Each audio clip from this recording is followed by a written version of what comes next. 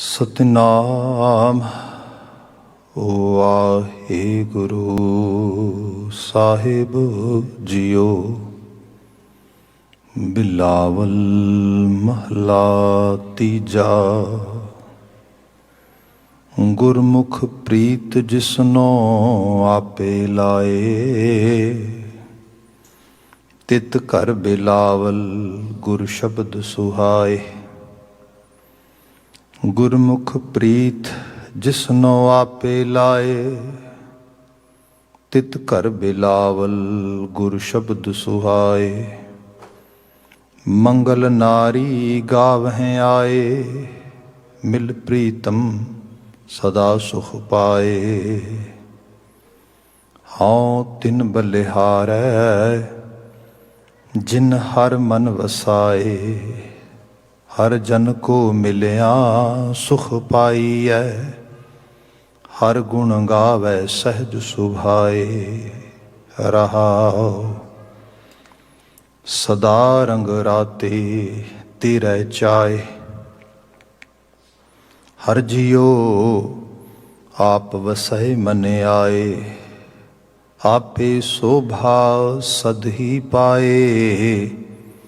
ਗੁਰਮੁਖ ਮੇਲੈ ਮੇਲ ਮਿਲਾਏ, ਗੁਰਮੁਖ ਰਾਤੇ ਸ਼ਬਦ ਰੰਗਾਏ।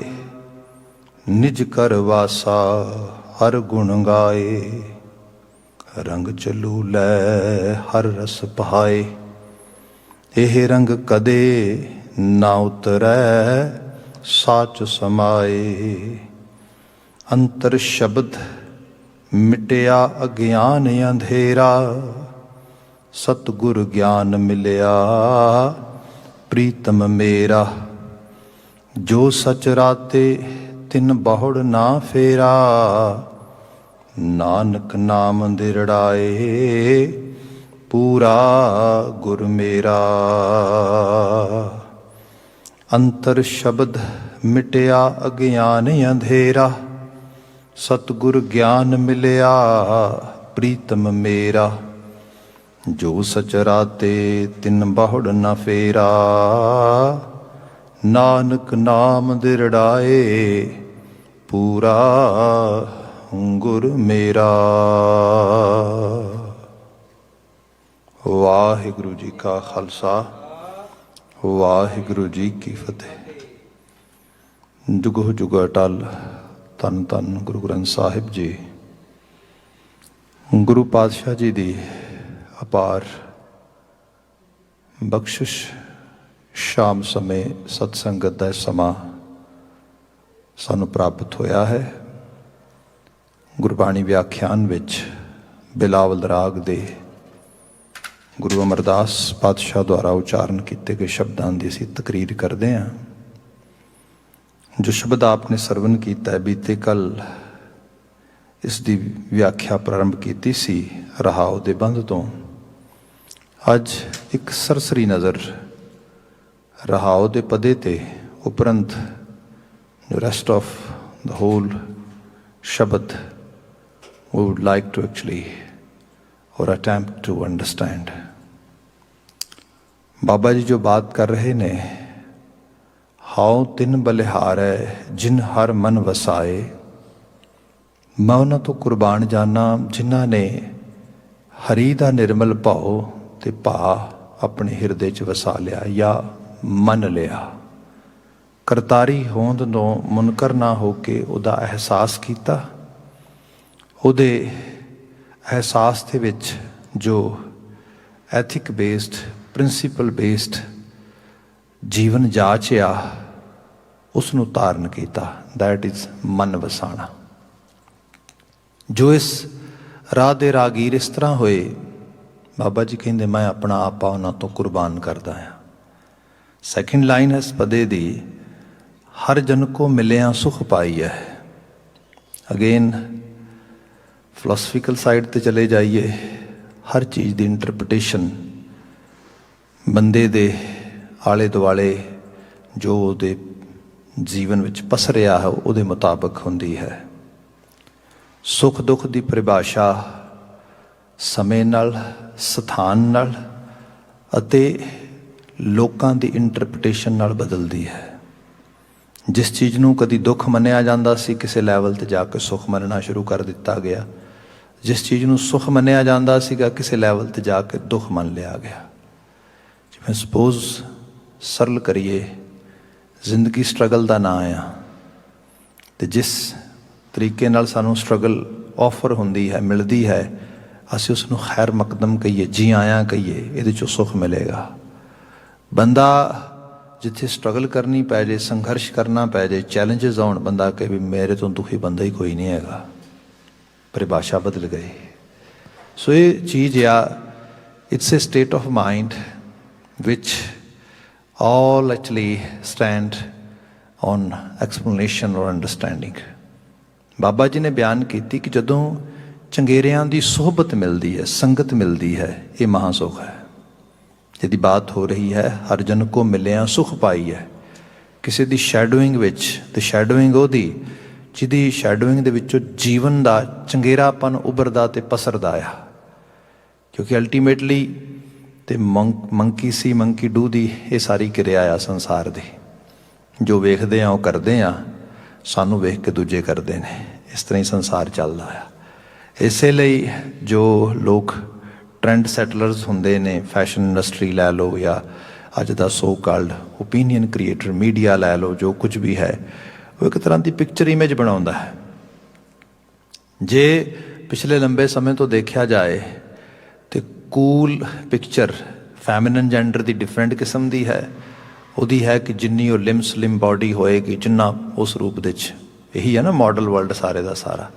ਅਤੇ ਆਪ ਹੈਰਾਨ ਹੋਵੋਗੇ, ਸੁਸਾਇਟੀ ਦੇ ਇਸੇ ਚਲਨ ਕਰਕੇ ਜਾਂ ਇਸ ਟਰੈਂਡ ਕਰਕੇ ਜਿੱਡੇ ਵੱਡੇ ਲੈਵਲ 'ਤੇ ਬੱਚੀਆਂ ਖਾਸ ਕਰਕੇ ਫੂਡ ਰਿਲੇਟਡ ਇਸ਼ੂਜ਼ ਦੇ ਨਾਲ ਦੋ ਚਾਰ ਹੁੰਦੀਆਂ ਨੇ, ਅੰਦਾਜ਼ਾ ਨਹੀਂ ਲਾਇਆ ਜਾ ਸਕਦਾ। ਬਟ ਹੂ ਕੇਅਰ, ਉਹ ਡਾਟਾ ਕਿੰਨੇ ਪੜ੍ਹਨਾ ਹੈ, ਕਿੰਨੇ ਦੇਖਣਾ ਹੈ, ਕਿੰਨੇ ਕਰਨਾ ਆ। ਐਗਜ਼ੈਕਟਲੀ ਇਨ ਬਿਨ ਜਿਹੜੀ ਮੈਸਕੂਲਨ ਜੈਂਡਰ ਦੀ ਇਮੇਜ ਬਣਾਈ ਗਈ, ਉਹ ਵੀ ਵਕਤ ਬਾ ਵਕਤ ਥੋੜ੍ਹੀ ਬਹੁਤੀ ਬਦਲੀ। ਕਿਤੇ ਇਹੋ ਜਿਹੀ ਸੀਗੀ ਕਿ ਵੈਸਟਰਨ ਵਰਲਡ ਦੇ ਵਿੱਚ ਇੱਕ ਕਾਊਬੋਏ ਹੈ, ਉਹਨੇ ਹੈਟ ਲਿਆ ਆ, ਉਹ ਆਪਣੇ ਜਿਹੜਾ ਹੈਗਾ ਫਾਰਮ ਦੇ 'ਚ ਬੈਠਾ ਆ, ਘੋੜੇ ਭੱਜ ਰਹੇ ਨੇ ਅਤੇ ਕੋਲ ਦੋ ਚਾਰ ਬੋਤਲਾਂ ਖੁੱਲ੍ਹੀਆਂ ਨੇ। ਸੋ ਦੋਜ਼ ਕਾਈਂਡ ਆਫ ਇਮੇਜ। ਉਸ ਇਮੇਜ ਨੇ ਕੀ ਕੀਤਾ, ਅਮਰੀਕਾ ਦੇ ਵਿੱਚ, ਇੰਗਲੈਂਡ ਦੇ ਵਿੱਚ ਅਤੇ ਯੂਰਪ ਦੇ ਵੱਡੇ ਮਮਾਲਿਕ ਦੇ ਵਿੱਚ ਫੈਟੀ ਲੀਵਰਸ ਜਨਰੇਟ ਕੀਤੇ। ਹੌਸਪਿਟਲਾਈਜੇਸ਼ਨ ਵਧੀ, ਇਤਨੀ ਹਾਲਾਤ ਬਣ ਗਏ ਕਿ ਬ੍ਰਿਟਿਸ਼ ਸਿਸਟਮ ਨੇ ਹੌਸਪਿਟਲ ਦੇ ਬਾਹਰ ਮਸ਼ੀਨ ਲਾਤੀ ਵੀ ਆਪਣਾ ਫੈਟੀ ਲੀਵਰ ਚੈੱਕ ਕਰ ਲਓ। ਕੋਈ ਰਿਕਾਰਡ ਨਹੀਂ ਬਣਾਉਂਦੇ, ਕੋਈ ਕੁਛ ਨਹੀਂ ਬਣਾਉਂਦੇ, ਬਸ ਚੈੱਕ ਕਰਕੇ ਤੁਰ ਜਾਓ। ਪਤਾ ਲੱਗਾ ਹਰ ਚੌਥਾ ਬੰਦਾ ਅਲਕੋਹਲ ਰਿਲੇਟਡ ਇਸ਼ੂਜ਼ ਨਾਲ ਦੋ ਚਾਰ ਹੋ ਰਿਹਾ ਹੈ। ਫਿਰ ਬਾਤਾਂ ਆਈਆਂ, ਕੁਝ ਬਦਲੋ, ਟਰੈਂਡ ਬਦਲੇ। ਫਿਰ ਲਿਖਣਾ ਸ਼ੁਰੂ ਕੀਤਾ, ਇਟਸ ਇੰਜੀਰੀਅਸ ਫਾਰ ਯੂਰ ਹੈਲਥ। ਇਨ ਬਿਨ ਜਦੋਂ ਟਬੈਕੋ ਆਇਆ, ਕੂਲ ਬੰਦੇ ਦੀ ਪਹਿਚਾਣ ਕੀ ਹੈ ਭਾਈ? ਜਿਹੜਾ ਧੂਏਂ ਦੇ ਛੱਲੇ ਉਡਾਉਂਦਾ ਆਸਮਾਨ ਦੇ ਵਿੱਚ। ਆਪ ਦੇਖੋ, ਮਤਲਬ ਇਸ ਤਰੀਕੇ ਦੀ ਪਿਕਚਰ ਦੇਖੀ ਅਤੇ ਇਹਦੇ ਮੁਕਾਬਲਤਨ ਇੱਕ ਬੰਦਾ ਪਿਕਚਰ ਇਹ ਦੇਖਦਾ ਹੈ, ਇੱਕ ਤਸਵੀਰ ਇਹ ਦੇਖਦਾ, ਐਡ ਦੇਖਦਾ ਟੀ ਵੀ 'ਤੇ, ਛੋਟਾ ਜਿਹਾ ਬੱਚਾ 12-13 ਸਾਲ ਦਾ, ਉਹ ਕਹਿੰਦਾ ਕਮਾਲ ਹੈ ਜ਼ਿੰਦਗੀ। ਤੇ ਕੂਲ ਇਹ ਹੈ। ਅਤੇ ਮੇਰੀ ਹਾਲਤ ਤਾਂ ਇਹ ਹੈ ਕਿ ਜਿੱਧਰ ਕੋਈ ਸਿਗਰਟ ਨੋਸ਼ੀ ਕਰ ਰਿਹਾ ਹੋਏ, ਮੈਂ ਉਸ ਰਾਹ ਤੋਂ ਵੀ ਲੰਘ ਆਵਾਂ ਅਤੇ ਘਰ ਕੁੱਟ ਪੈਂਦੀ ਆ ਕੇ। ਕਾਹਦੀ ਜ਼ਿੰਦਗੀ ਹੈ ਦੱਸੋ? ਮਤਲਬ ਦੁੱਖ ਉਹਦੇ ਅੰਦਰ, ਮਨ ਮੰਡਲ ਦਾ ਦੁੱਖ ਦੇਖੋ ਕੀ ਹਾਲ ਹੈ। ਜੇ ਬਿਲਾਸ ਰੂਪ ਵਿੱਚ ਪਾਵਾਂ ਇਸ ਬਾਤ ਨੂੰ ਤਾਂ ਫਿਰ ਇਸ ਬਾਕੀ ਦੇ ਅਰਥ ਕਰ ਦਿੰਦਾ। ਕਿਉਂਕਿ ਜਿੰਨੀ ਦੇਰ ਤੱਕ ਕਿਸੇ ਚੀਜ਼ ਬਾਰੇ ਪੂਰਾ ਸੱਚ ਨਹੀਂ ਪਤਾ, ਜਿਹਨੂੰ ਅਸੀਂ ਅਲਟੀਮੇਟ ਟਰੁਥ ਕਹਿੰਦੇ ਆ, ਬੰਦੇ ਦੀ ਇੰਟਰਪ੍ਰੀਟੇਸ਼ਨ, ਐਕਸਪਲੇਨੇਸ਼ਨ ਅਤੇ ਅੰਡਰਸਟੈਂਡਿੰਗ ਉਹ ਪ੍ਰੋਪਰ ਨਹੀਂ ਹੋ ਪਾਏਗੀ। ਬਹੁਤ ਨਾਮਵਰ ਅੰਗਰੇਜ਼ੀ ਲਿਖਾਰੀ ਇੰਗਲਿਸ਼ ਲੈਂਗੁਏਜ ਦੇ 'ਚੋਂ ਲਿਖਦਾ ਆ ਕਿ ਐਕਚੁਅਲੀ ਉਹਨੇ ਗੱਲ ਤਾਂ ਬੜੀ ਬਿਲਾਸ ਦੀ ਕੀਤੀ, ਪਰ ਕੀਤੀ ਬਹੁਤ ਢੁਕਵੇਂ ਢੰਗ ਦੇ ਨਾਲ। ਉਹ ਕਹਿੰਦਾ ਕਿ ਰੱਬਾ ਮੈਂ ਤੈਨੂੰ ਚਿੱਠੀ ਲਿਖ ਰਿਹਾ ਅੱਜ, ਅਤੇ ਚਿੱਠੀ ਇਸ ਕਰਕੇ ਲਿਖ ਰਿਹਾ ਕਿ ਜਿਹੜੀਆਂ ਬਹੁਤ ਸਾਰੀਆਂ ਮੇਰੀਆਂ ਪ੍ਰੇਅਰਸ, ਮੈਂ ਬੜੀਆਂ ਪ੍ਰਾਰਥਨਾਵਾਂ ਕੀਤੀਆਂ ਸੀ ਤੈਨੂੰ, ਅਤੇ ਤੂੰ ਉਹ ਮੰਨੀਆਂ ਨਹੀਂ। ਅੱਜ ਉਹਦੇ ਵਾਸਤੇ ਥੈਂਕਸ ਕਰਨ ਲੱਗਾ ਤੇਰਾ, ਵੀ ਸ਼ੁਕਰ ਹੈ ਤੂੰ ਆਪਣਾ ਜਿਹੜਾ ਆ ਇੰਸਟਿੰਕਟ ਯੂਜ਼ ਕੀਤਾ, ਤੂੰ ਆਪਣਾ ਵਿਵੇਕ ਯੂਜ਼ ਕੀਤਾ, ਤੂੰ ਮੇਰੀ ਗੱਲ ਨਹੀਂ ਮੰਨੀ, ਉਹਦੇ ਵਾਸਤੇ ਮੈਂ ਤੈਨੂੰ ਥੈਂਕਸ ਕਹਿਣ ਲੱਗਾ। ਹੁਣ ਉਹ ਚਿੱਠੀ 'ਚ ਲਿਖਦਾ ਵੀ ਮੈਂ ਕੁਝ ਪ੍ਰੇਅਰਸ ਗਿਣਦਾ ਇੱਥੇ। ਪਹਿਲੀ ਪ੍ਰੇਅਰ ਗਿਣਦਾ ਉਹਦੇ 'ਚ, ਕਹਿੰਦਾ ਪਹਿਲੀ ਪ੍ਰੇਅਰ ਇਹ ਹੈ कि when I was in grade 6 मेरा एक क्लासमेट बाहर ग्राउंड 'ਚ खेडदा होया वो ਜ਼ਖਮੀ हो गया। ਜ਼ਖਮੀ ਹੋਇਆ, ਉਹਦੀ ਬਾਂਹ ਟੁੱਟ ਗਈ ਤੇ ਸਾਰਾ ਸਕੂਲ ਉਸ ਨੂੰ ਜਿਹੜਾ ਹੈਗਾ ਵੇਖਣ ਵਾਸਤੇ ਆਇਆ। ਸਾਰੇ ਟੀਚਰਸ ਨੇ ਉਹਨੂੰ ਜਿਹੜਾ ਹੈਗਾ ਉਹਨੂੰ ਅਟੈਂਡ ਕੀਤਾ। ਉਸ ਨੂੰ ਬਕਾਇਦਾ ਪ੍ਰਿੰਸੀਪਲ ਆਫਿਸ ਲਿਜਾਇਆ ਗਿਆ। ਉਹਨੂੰ ਸਪੈਸ਼ਲ ਮਿੱਠਾ ਸੋਡਾ ਮਤਲਬ ਜਿਹੜਾ ਹੈਗਾ ਕੋਲਡ ਡਰਿੰਕ ਵਗੈਰਾ ਪੀਣ ਨੂੰ ਦਿੱਤੀ ਗਈ। ਸੋ ਇਸ ਕਿਸਮ ਦੀ ਚੀਜ਼ ਜਿਹੜੀ ਹੈ ਸਾਰੇ ਦੀ ਸਾਰੀ ਚੀਜ਼ ਹੋਈ। ਤੇ ਉਸ ਤੋਂ ਬਾਅਦ ਨੈਕਸਟ ਡੇ ਉਹ ਜਦੋਂ ਸਕੂਲ ਆਇਆ ਤੇ ਉਹਨੂੰ ਵਾਈਟ ਜਿਹੜਾ ਕਾਸਕਟ ਉਹ ਪਿਆ ਸੀਗਾ ਤੇ ਉਹਦੇ ਉੱਤੇ ਸਾਰੇ ਸਕੂਲ ਨੇ ਗੈਟ ਵੈਲ ਸੂਨ ਲਿਖ ਕੇ ਤੇ ਉੱਤੇ ਸਿਗਨੇਚਰ ਕੀਤੇ। ਇਤਨੀ ਅਟੈਂਸ਼ਨ। ਮੁੜ ਕੇ ਉਸ ਨੂੰ ਜਿਹੜਾ ਟੈਸਟ ਦੇਣ ਤੋਂ ਐਗਜ਼ੈਂਪਟ ਕਰ ਦਿੱਤਾ ਗਿਆ। ਰੱਬਾ ਮੈਂ ਕਿੰਨੀਆਂ ਅਰਦਾਸਾਂ ਕੀਤੀਆਂ ਫਿਰ ਰੱਬਾ ਹੋ ਮੇਰੀ ਵਾਰੀ ਕਦੋਂ ਆਏਗੀ, ਮੇਰੀ ਬਾਂਹ ਕਦੋਂ ਟੁੱਟੇਗੀ। ਦੱਸ ਇੰਨੀ ਮੌਜ। ਉਹ ਬੰਦਾ ਇਹ ਉੱਤੇ ਮੌਜ ਲੈ ਗਿਆ ਸਾਰੇ ਦੀ ਸਾਰੀ, ਮੈਂ ਤੇ ਰਹਿ ਗਿਆ ਪਿੱਛੇ। ਰੱਬਾ ਅੱਜ ਮੈਂ ਤੇਰੇ ਸਾਹਮਣੇ ਅਰਦਾਸ ਕਰਦਾ, ਸ਼ੁਕਰ ਹੈ ਤੂੰ ਮੇਰੀ ਅਰਦਾਸ ਨਹੀਂ ਸੁਣੀ। ਕਿੰਨਾ ਪਾਗਲ ਸੀਗਾ ਮੈਂ। ਹਾਲਾਂਕਿ ਉਦੋਂ ਬੜੀਆਂ ਮੈਂ ਗਾਲਾਂ ਕੱਢਦਾ ਸੀ, ਮੈਂ ਬੜਾ ਔਖਾ ਸੀ ਤੇਰੇ ਤੇ, ਬੜਾ ਦੁਖੀ ਵੀ ਸੀਗਾ। ਰੱਬਾ ਕਿਹੋ ਜਿਹਾ ਰੱਬ ਹੈ ਤੂੰ, ਕਿਸੇ ਦੀ ਗੱਲ ਰਾਈਟ ਵੇ ਮੰਨ ਲੈਣਾ, ਮੇਰੀ ਮੰਨਦਾ ਹੀ ਨਹੀਂਗਾ। ਸੋ ਦੋਜ਼ ਕਾਈਂਡ ਆਫ ਥਿੰਗਸ। ਸੱਚਾਈ ਇਹ ਹੈ ਜਿਹੜੀ ਮੈਚਿਓਰਿਟੀ ਤੇ ਇਮੈਚਿਓਰਿਟੀ ਹੈ, ਇਹਨਾਂ ਦੋਨਾਂ 'ਚ ਫਰਕ ਕਰਿਆ ਜਾਏ ਨਾ ਫਿਰ ਪਤਾ ਲੱਗਦਾ ਬੰਦੇ ਨੂੰ ਕਿਹੜੀ ਚੀਜ਼ ਸੁੱਖ ਦੇ ਸਕਦੀ ਹੈ। ਜਿਹਨੂੰ ਅਸੀਂ ਦੁੱਖ ਸਮਝ ਰਹੇ ਹਾਂ, ਬਾਣੀ ਕਹਿ ਰਹੀ ਹੈ ਦੁੱਖ ਦਾਰੂ, ਕਿਉਂ ਘਬਰਾ ਰਿਹਾ? ਇਹ ਤੇਰੇ ਲਈ ਦਾਰੂ ਹੈ। ਤੈਨੂੰ ਕੁਝ ਸਿਖਾ ਰਿਹਾ, ਦਰਸਾ ਰਿਹਾ, ਵਿਖਾ ਰਿਹਾ, ਕਿਉਂ ਨਹੀਂ ਇਸ ਪਾਸੇ ਟੈਨਸ਼ਨ ਪੇ ਕਰਦਾ? ਹਾਂ, ਜਿੱਥੇ ਚੰਗੇਰਿਆਂ ਦੀ ਸੰਗਤ ਹੋਏ, ਜੋ ਮੈਨੂੰ ਠੀਕ ਨਹੀਂ ਲੱਗਦਾ, ਜਦੋਂ ਉਹਨੂੰ ਸ਼ੀਸ਼ੇ ਦੀ ਤਰ੍ਹਾਂ ਮੈਨੂੰ ਵਿਖਾਉਂਦੇ, ਬੱਚੇ ਘਬਰਾਉਣਾ ਕਿਉਂ ਹੈ? ਮੈਂ ਹੈਗਾ ਤੇਰੇ ਨਾਲ, ਰੱਬ ਹੈਗਾ ਤੇਰੇ ਨਾਲ। ਆਪਾਂ ਨੂੰ ਘਬਰਾਉਣਾ ਨਹੀਂ ਚਾਹੀਦਾ। ਮੁਸ਼ਕਲ ਹੈ, ਆਪਾਂ ਇਹਦੇ 'ਚੋਂ ਬੜੇ ਤਗੜੇ ਹੋ ਕੇ ਨਜਿੱਠਾਂਗੇ, ਅਸੀਂ ਇਹਦੇ 'ਚੋਂ ਬੜੇ ਚੰਗੇ ਮਨੁੱਖ ਬਣਾਂਗੇ। ਆਹ ਸ਼ੈਡੋਇੰਗ ਕਰਦੀ ਹੈ। ਸ਼ੈਡੋਇੰਗ ਦਾ ਮਤਲਬ ਸਿਰਫ ਜੋਕ ਕ੍ਰੈਕਿੰਗ ਨਹੀਂ ਹੁੰਦਾ ਵੀ ਕਿਤੇ ਬੈਠੇ ਤੁਸੀਂ ਜਾ ਕੇ ਤੇ 2-4 ਜੋਕ ਸੁਣੇ, 2-4 ਜੋਕ ਸੁਣਾਏ ਤੇ ਸ਼ੈਡੋਇੰਗ ਹੋਏਗੀ ਨਾ। ਇਹ ਤੇ ਕਿਸੇ ਦਾ ਪ੍ਰਭਾਵ ਆ ਸਿੱਧੇ ਤੌਰ ਤੇ। ਕਿਸੇ ਨਾਲ ਰਾਜ਼ਦਾਰੀਅਤ ਜਾਂ ਦਿਲ ਦੀ ਗੱਲ ਕੀਤੀ, ਅਗਲੇ ਨੇ ਦਿਲ ਦੀ ਗੱਲ ਸੁਣੀ, ਉਸ ਗੱਲ ਦੇ ਉੱਤੇ ਆਪਣਾ ਓਪੀਨੀਅਨ ਦਿੱਤਾ। ਦੈਟ ਕਾਈਂਡ ਆਫ ਥਿੰਗ, ਇਹ ਹੈ ਸ਼ੈਡੋਇੰਗ। ਇਸ ਨੂੰ ਸਾਹਿਬ ਨੇ ਬਿਆਨ ਕੀਤਾ ਕਿ ਭਾਈ ਜਦੋਂ ਇਹੋ ਜਿਹੀ ਬਾਤ ਹੋਏ, ਹਰ ਜਨ ਕੋ ਮਿਲਿਆ ਸੁਖ ਪਾਈਐ, ਹਰ ਗੁਣ ਗਾਵੈ ਸਹਿਜ ਸੁਭਾਏ। ਹਰ ਗੁਣ ਗਾਵੈ ਸਹਿਜ ਸੁਭਾਏ। ਮੋਸਟਲੀ ਬਾਕੀ ਸਮੇਂ ਤੇ ਬੰਦੇ ਨੂੰ ਬਹੁਤ ਯਾਦ ਹੁੰਦੇ ਨੇ ਵੀ ਬ੍ਰੇਕਫਾਸਟ ਦਾ ਟਾਈਮ ਮੇਰਾ ਲੰਘ ਚੱਲਾ, ਲੰਚ ਦਾ ਲੰਘ ਚੱਲਾ, ਡਿਨਰ ਟਾਈਮ ਨਾਲ ਨਹੀਂ ਹੋਇਆ, ਆਹ ਚੀਜ਼ ਨਹੀਂ ਹੋਈ, ਇਸ ਤਰ੍ਹਾਂ ਨਹੀਂ ਹੋਇਆ, ਐਵਰੀਥਿੰਗ। ਜਿਹੜੀ ਚੀਜ਼ ਸਹਿਜ ਸੁਭਾਏ ਇਸ ਤਰੀਕੇ ਨਾਲ ਪ੍ਰੋਪਰਲੀ ਨਹੀਂ ਆਉਂਦੀ, ਉਹ ਹੈ ਕਿ ਜਿਵੇਂ ਥੋੜ੍ਹਾ ਬਹੁਤਾ ਸਮਾਂ ਮੈਡੀਟੇਸ਼ਨ ਕਰਨਾ, ਰੱਬ ਕਰਨਾ, ਪਾਠ ਕਰਨਾ, ਬਾਣੀ ਪੜ੍ਹਨੀ, ਸੰਗਤ ਕਰਨੀ। ਇਹ ਸਹਿਜੇ ਜ਼ਿੰਦਗੀ ਦਾ ਪਾਰਟ ਨਹੀਂ ਬਣਦਾ। ਜੇ ਕਿਤੇ ਬਣਿਆ ਵੀ ਹੋਏ, ਥੋੜ੍ਹੀ ਜਿਹੀ ਕਿਤੇ ਖੜੋਤ ਆ ਜਾਏ, ਉਹ ਰਾਈਟ ਵੇ ਵਿਸਰ ਜਾਂਦਾ ਬੰਦੇ 'ਚੋਂ। ਪਰ ਜਿੱਥੇ ਸ਼ੈਡੋਇੰਗ ਚੰਗੇਰੀ ਹੈ, ਉਹ ਫਿਰ ਵਾਰ-ਵਾਰ ਇਸ ਚੀਜ਼ ਨੂੰ ਰਿਅਲਾਈਜ਼ ਕਰਾਉਂਦਾ, ਉਹ ਬਾਂਹ ਫੜ ਕੇ ਉਸ ਪਾਸੇ ਲੈ ਕੇ ਜਾਂਦਾ ਹੈ। ਆਹ ਰੂਪ ਜਿਹੜਾ ਹੈ, ਇਹਦੀ ਬਾਤ ਹੋਈ ਰਹਾਉ ਦੇ ਪਦੇ 'ਚ। ਸ਼ੁਰੂਆਤੀ ਬੰਦ ਹੈ ਇਹਦਾ, ਗੁਰਮੁਖ ਪ੍ਰੀਤ ਜਿਸ ਨੂੰ ਆਪੇ ਲਾਏ। ਆਪੇ ਸ਼ਬਦ ਬੜਾ ਪਿਆਰਾ ਹੈ, ਬੜੀ ਸਿਗਨੀਫਿਕੇਸ਼ਨ ਹੈ, ਬਾਣੀ 'ਚ ਵਾਰ-ਵਾਰ ਯੂਜ਼ ਹੁੰਦਾ। ਕਰਨ ਕਰਾਉਣ ਵਾਲਾ ਆਪੇ ਆਪ ਹੀ ਹੈ ਉਹ। ਅਸੀਂ ਤੇ ਜੇ ਡੀਪ ਲੈਵਲ ਤੇ ਦੇਖਾਂਗੇ, ਜਿਹਨੂੰ ਬਾਣੀ ਕਹਿੰਦੇ ਨੇ ਪ੍ਰਾਣੀ ਕਿਆ ਮੇਰਾ ਕਿਆ ਤੇਰਾ, ਜੈਸੇ ਤਰਵਰ ਪੰਖ ਬਸੇਰਾ। ਜਾਂ ਇਸ ਨੂੰ ਹੋਰ ਵੱਖਰੇ ਲੈਵਲ ਤੇ ਵੇਖੀਏ, ਸਭ ਕਹਿੰਦੇ ਗੱਲ ਇਹ ਹੈ ਕਿ ਦੇਹੀ ਮਾਟੀ ਬੋਲੇ ਪਾਉਣ, ਇੰਨੀ ਕੀ ਖੇਡ ਹੈ। ਮਿੱਟੀ ਹੈ, ਮਿੱਟੀ 'ਚ ਹਵਾ ਬੋਲ ਰਹੀ ਹੈ। ਇਸ ਮਿੱਟੀ ਦੇ ਵਿੱਚ ਤੇ ਬਾਹਰਲੀ ਮਿੱਟੀ 'ਚ ਕੋਈ ਬਹੁਤਾ ਫਰਕ ਨਹੀਂ ਹੈਗਾ ਜੇ ਸਹੀ ਤਰੀਕੇ ਨਾਲ ਦੇਖੋਗੇ। ਤੇ ਤੁਸੀਂ ਲੈਬ ਵਿੱਚ ਟੈਸਟ ਕਰਾਓ ਜਾ ਕੇ, ਤੇ ਲੈਬ ਵਿੱਚੋਂ ਪਤਾ ਲੱਗੇਗਾ ਇਹਦੇ 'ਚ ਥੋੜ੍ਹਾ ਜਿਹਾ ਆਇਰਨ ਵੱਧ ਹੋਏਗਾ, ਮੈਗਨੀਸ਼ੀਅਮ ਵੱਧ ਹੋਏਗਾ, ਕੁਝ ਖਾਸ ਕਿਸਮ ਦੇ ਐਲੀਮੈਂਟਸ ਵੱਧ ਹੋਣਗੇ, ਉਹਦੇ ਥੋੜ੍ਹੇ ਘੱਟ ਹੋਣਗੇ, ਪਰ ਹੋਣਗੇ ਦੋਨਾਂ 'ਚ। ਸਿਰਫ ਇਹ ਹੈ, ਇਹ ਇੱਕ ਜਗ੍ਹਾ ਤੇ ਕੁਝ ਚੀਜ਼ਾਂ ਇਸ ਤਰੀਕੇ ਨਾਲ ਜ਼ਿਆਦਾ ਪਾਕਟ ਹੋ ਗਈਆਂ ਨੇ, ਉੱਥੇ ਥੋੜ੍ਹੀਆਂ ਘੱਟ ਨੇ। ਇੰਨਾ ਕੀ ਫਰਕ ਹੈ, ਪਰ ਕਮਾਲ ਇਹ ਹੈ, ਫਰਕ ਇਹ ਹੈ ਵੀ ਇਹ ਮਿੱਟੀ ਬੋਲ ਵੀ ਰਹੀ ਹੈ, ਹੱਸ ਵੀ ਰਹੀ ਹੈ, ਖੇਡ ਵੀ ਰਹੀ ਹੈ, ਨੱਚ ਵੀ ਰਹੀ ਹੈ, ਬੜਾ ਕੁਝ, ਇਹ ਸਭ ਕੁਝ ਹੋ ਰਿਹਾ ਹੈਗਾ। ਜੇ ਬੰਦਾ ਹੋਰ ਡੀਪ ਲੈਵਲ ਤੇ ਜਾਏ ਤੇ ਐਕਚੁਅਲੀ ਉਸ ਮਿੱਟੀ ਨੂੰ ਕਰਨ ਕਰਾਉਣ ਵਾਲੀ ਕੋਈ ਹਸਤੀ ਹੈ, ਕੋਈ ਤਾਕਤ ਹੈ, ਕੋਈ ਹੈ, ਜਿਸ ਨੂੰ ਸਟੀਫਨ ਹਾਕਿੰਗਸ ਵਰਗਾ ਬੰਦਾ ਕਹਿੰਦਾ ਹੈ, we all are carrying godly particle ability। ਇੱਕ ਐਬਿਲਿਟੀ ਹੈ ਜਿਹੜੀ ਹੈ ਚਾਰ ਛਪੇਰੇ ਫੈਲੀ ਹੋਈ, ਪਰ ਇੱਕ ਜਗ੍ਹਾ ਤੇ ਪਾਕਟ ਹੋ ਜਾਂਦੀ। ਉਹਦੇ ਨਾਲ ਇੱਕ ਜਿਹੜਾ ਉਸ ਜਿਹੜੀ 5 ਐਲੀਮੈਂਟਸ ਨੇ ਉਹ ਇਕੱਠੇ ਹੋ ਕੇ ਸੰਜੋਗ ਵਿਜੋਗ ਦੋਏ ਕਾਰ ਚਲਾਵੇਂ, ਇੱਕ ਕਾਰ ਚਲਾਉਂਦੇ ਨੇ। ਉਹ ਇੱਕ ਮਤਲਬ ਭੱਜ ਨੱਠੋ ਸਭ ਚੀਜ਼ਾਂ ਆ ਜਾਂਦੀਆਂ ਨੇ। ਰੂਹਾਨੀ ਬੰਦਾ ਸੋਚਦਾ ਹੈ ਕੁਛ ਵੀ ਨਹੀਂਗਾ, ਜਿਹਨੂੰ ਬਾਬਾ ਕਬੀਰ ਜੀ ਨੇ ਕਿਹਾ ਸੀਗਾ, ਕਬੀਰਾ ਧੂੜ ਸੰਕੇਲ ਕੈ ਪੁਰੀਆ ਬਾਂਦੀ ਦੇ। ਇਹ ਧੂੜ ਇਕੱਠੀ ਕਰਕੇ ਇੱਕ ਦੇਹ ਦੀ ਪੁੜੀ ਬੰਨ ਦਿੱਤੀ ਹੈ। ਕਿਆ 4 ਦਿਵਸ ਕੋ ਪੇਖਣਾ ਅੰਤ ਖੇ ਕੀ ਖੇ। ਅਖੀਰ ਮਿੱਟੀ ਮਿੱਟੀ 'ਚ ਚਲੀ ਜਾਣੀ, ਵੀ 4 ਦਿਨਾਂ ਦੀ ਖੇਡ ਹੈ ਸਾਰੀ ਦੀ ਸਾਰੀ ਵਾਪਰ ਰਹੀ। ਇੱਥੇ ਜਾ ਕੇ ਬੰਦਾ ਅਹਿਸਾਸ ਕਰਦਾ ਕਰਨ ਕਰਾਉਣ ਵਾਲਾ ਆਪੇ ਆਪ ਹੈ। ਮੈਂ ਕੌਣ ਆ? ਮਿੱਟੀ ਕੀ ਕਰੇਗੀ? ਮਿੱਟੀ 'ਚ ਉਹਦਾ ਨੂਰ ਵਰਤਦਾ ਆ।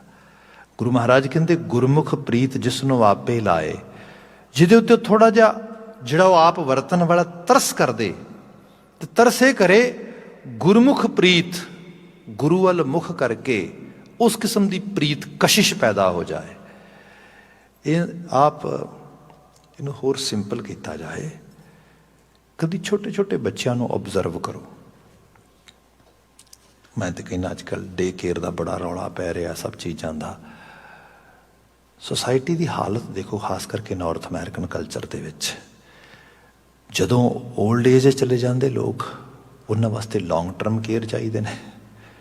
ਜਦੋਂ ਛੋਟੇ ਬੱਚੇ ਨੇ ਉਹਨਾਂ ਵਾਸਤੇ ਡੇ ਕੇਅਰ ਚਾਹੀਦੇ ਨੇ। ਫੈਮਿਲੀ ਦਾ ਮਾਡਲ ਕਿੱਥੇ ਗਿਆ? ਮਤਲਬ ਫੈਮਿਲੀ ਅਰਲੀ ਲਾਈਫ ਦੀ ਵੀ ਰਿਸਪੌਂਸਿਬਿਲਿਟੀ ਨਹੀਂ ਹਟਾਉਣਾ ਚਾਹੁੰਦੀ। ਫੈਮਿਲੀ ਜਿਹੜੀ ਬਿਲਕੁਲ ਲਾਸਟ ਪਾਰਟ ਆਫ ਲਾਈਫ ਆ, ਉਹਦੀ ਰਿਸਪੌਂਸਿਬਿਲਿਟੀ ਵੀ ਨਹੀਂ ਹਟਾਉਣਾ ਚਾਹੁੰਦੀ। ਇੱਕ ਪੂਰਾ ਦਾ ਪੂਰਾ ਇਕੋਨਮੀ ਦਾ ਮਾਡਲ ਹੀ ਐਵੇਂ ਬਣਾਇਆ ਗਿਆ। ਹੁਣ ਇਸ ਸਾਰੇ ਦੇ ਵਿੱਚੋਂ ਅਸੀਂ ਐਥਿਕਸ ਦੀ ਗੱਲ ਕਰੀਏ, ਅਸੀਂ ਹਿਊਮੈਨਿਟੀ ਦੀ ਗੱਲ ਕਰੀਏ, ਇਹ ਵੱਡੇ ਲੈਵਲ 'ਤੇ ਮਾਈਨਸ ਹੁੰਦੀ ਲੱਗੀ ਜਾਏਗੀ। ਹਾਲਾਂਕਿ ਮੈਂ ਅਜੇ ਵੀ ਸੋਸਾਇਟੀ ਤੋਂ ਜੇ ਕਿਹਾ ਜਾਏ ਨਿਰਾਸ਼ ਹੋਵਾਂ ਜਾਂ ਕੁਛ ਨਹੀਂ, ਐਸਾ ਨਹੀਂ ਹੈਗਾ। ਸੋਸਾਇਟੀ 'ਚ ਬੜੀ ਪੋਟੈਂਸ਼ੀਅਲ ਹੈ, ਕਿਉਂਕਿ ਐਜੂਕੇਸ਼ਨ ਬਹੁਤ ਆ, ਕਿਉਂਕਿ ਇੱਥੇ ਓਪੀਨੀਅਨ ਦੀ ਕਦਰ ਕੀਤੀ ਜਾਂਦੀ ਹੈ, ਇੱਥੇ ਹਿਊਮਨ ਫਰੀਡਮ ਦੀ ਕਦਰ ਕੀਤੀ। ਦੇਰ ਆਰ ਸੋ ਮੈਨੀ ਥਿੰਗਸ ਵਿਚ ਆਰ ਵੈਰੀ ਗਲੋਰੀਫੁਲ, ਬੜੀਆਂ ਚੰਗੀਆਂ ਨੇ, ਪਰ ਉਹਨਾਂ ਦੇ ਨਾਲ ਨਾਲ ਥੋੜ੍ਹੀ ਉਸ ਲੈਵਲ 'ਤੇ ਐਕਸਰਸਾਈਜ਼ ਕਰਨ ਦੀ ਵੀ ਲੋੜ ਹੈ, ਜਿਹਦੇ ਨਾਲ ਸੋਸਾਇਟੀ ਹੋਰ ਬੈਟਰ ਅਤੇ ਚੰਗੇਰੀ ਹੋ ਸਕੇ, ਉਸ ਤਰੀਕੇ ਨਾਲ ਹੋਵੇ, ਜਿਹੜੀ ਮੈਂ ਹੁਣ ਬੇਨਤੀ ਕਰ ਰਿਹਾ ਸੀ। ਇਹਦੇ 'ਚ ਇਹ ਹੈ ਕਿ ਤੁਸੀਂ ਬੱਚਿਆਂ ਨੂੰ ਕਦੀ, ਵੈਸੇ ਤਾਂ ਵਲੰਟੀਅਰ ਵਰਕ ਹੋਣਾ ਚਾਹੀਦਾ, ਬੱਚੇ ਜਿੱਥੇ ਬੱਚਿਆਂ ਦੀ ਕੇਅਰ ਹੁੰਦੀ ਹੈ, ਉੱਥੇ ਕੁਝ ਲੋਕ ਆਪਣਾ ਟਾਈਮ ਸਪੈਂਡ ਕਰਨ। ਇਹਨਾਂ ਨੂੰ ਅਸੀਂ ਨੇਟਿਵ ਕਹਿੰਦੇ ਹਾਂ ਇੱਥੇ, ਐਬਰੀਜਨਸ ਕਮਿਊਨਿਟੀ, ਉਹਨਾਂ 'ਚ ਇਹ ਮਾਡਲ ਰਿਹਾ ਆ। ਉਹਨਾਂ ਦੇ ਵਿੱਚ ਜਿਹੜੇ ਏਜਡ ਲੋਕ ਸੀਗੇ ਉਹ ਛੋਟੇ ਬੱਚਿਆਂ ਦੀ ਕੇਅਰ ਜ਼ਿਆਦਾ ਕਰਿਆ ਕਰਦੇ, ਜਿਹੜਾ ਟਰੈਡੀਸ਼ਨਲ ਮਾਡਲ ਸੀ ਉਹਨਾਂ ਦਾ। ਪਰ ਜਦੋਂ ਵੈਸਟਰਨ ਵਰਲਡ ਦੇ ਵਿੱਚੋਂ ਸਬਸਟੈਂਸ ਇੱਥੇ ਇੱਕਦਮ ਇੰਟਰੋਡਿਊਸ ਹੋ ਗਏ, ਕਿਉਂਕਿ ਸਬਸਟੈਂਸ ਦੇ ਨਾਲ ਉਹਨਾਂ ਦਾ ਸੰਬੰਧ ਬੜਾ ਗਹਿਰਾ ਸੀਗਾ। ਉਹਨਾਂ ਦੇ ਮੋਸਟਲੀ ਜਿਹੜੇ ਜਿੰਨੇ ਵੀ ਰਿਚੁਅਲਸ ਨੇ, ਸਮਝਿੰਗ ਤੇ ਸਾਰਾ ਕੁਝ, ਉਹ ਸਾਰੇ 'ਚ ਉਹ ਟਬੈਕੋ ਵੀ ਯੂਜ਼ ਹੁੰਦਾ ਹੈ, ਬਹੁਤ ਸਾਰੇ ਵੱਖਰੇ ਵੱਖਰੇ ਸਬਸਟੈਂਸ ਯੂਜ਼ ਹੁੰਦੇ ਨੇ। ਤੇ ਇੱਕਦਮ ਯੂਰਪੀਅਨ ਜਿਹੜਾ ਬੜਾ ਐਥਨਲ ਕੈਮੀਕਲ ਸਾਈਡ ਤੋਂ ਬੜਾ ਹਾਇਰ ਕੈਮੀਕਲ ਆ ਗਿਆ, ਤੇ ਐਡਿਕਸ਼ਨ ਵੱਧ ਗਿਆ। ਉਹਦੇ ਨਾਲ ਉਹ ਸਾਰੇ ਦੀ ਸਾਰੀ ਸੁਸਾਇਟੀ ਜਿਹੜੀ ਹੈ ਉਹਦੀ ਜਿਹੜੀ ਵੇ ਆਫ ਲਾਈਫ ਸੀ ਉਹ ਡੀਰੇਲ ਹੋ ਗਈ। ਖੈਰ, ਜਿਹੜੀ ਬੇਨਤੀ ਕਰਨ ਲੱਗਾ ਸੀਗਾ, ਜੇ ਆਪ ਕਦੀ ਡੇ ਕੇਅਰ 'ਚ ਜਾਂ ਕਿਸੇ ਪਲੇ ਗਰਾਊਂਡ ਦੇ ਵਿੱਚ ਬੱਚਿਆਂ ਨੂੰ ਖੇਡਦਿਆਂ ਨੂੰ ਦੇਖਿਆ ਜਾਏ, ਇੱਕ ਬੱਚਾ ਆ ਦੂਸਰੇ 2 ਹੋਰ ਬੱਚਿਆਂ ਨੂੰ ਨਾਲ ਖਿਡਾ ਰਿਹਾ ਹੈ ਤੇ ਇੰਜੋਏ ਕਰ ਰਿਹਾ ਹੈ। ਇੱਕ ਬੱਚਾ ਆ 2 ਦੂਸਰੇ ਜੋ ਖੇਡ ਰਹੇ ਨੇ ਉਹਨਾਂ ਨੂੰ ਤੰਗ ਕਰ ਰਿਹਾ ਹੈ ਤੇ ਇੰਜੋਏ ਕਰ ਰਿਹਾ ਹੈ। ਇੱਥੋਂ ਪਤਾ ਲੱਗਦਾ ਹੈ ਅੰਦਰ ਦੀ ਕਸ਼ਿਸ਼ ਕਿੱਧਰ ਹੈ। ਕਿਸੇ ਦੇ ਨਾਲ ਸਦਭਾਵ ਬਣਾ ਕੇ ਰਹਿਣ ਦੇ ਵਿੱਚ, ਜਾਂ ਕਿਸੇ ਦੇ ਨਾਲ ਮੰਦਭਾਵ ਬਣਾ ਕੇ ਵੈਰ ਵਿਰੋਧ ਕਰਨ ਦੇ ਵਿੱਚ। ਜਿਹੜੀ ਗੁਰਮੁਖ ਪ੍ਰੀਤ ਹੈ ਨਾ, ਇਹ ਸਦਭਾਵ ਦੀ ਪ੍ਰੀਤ ਹੈ।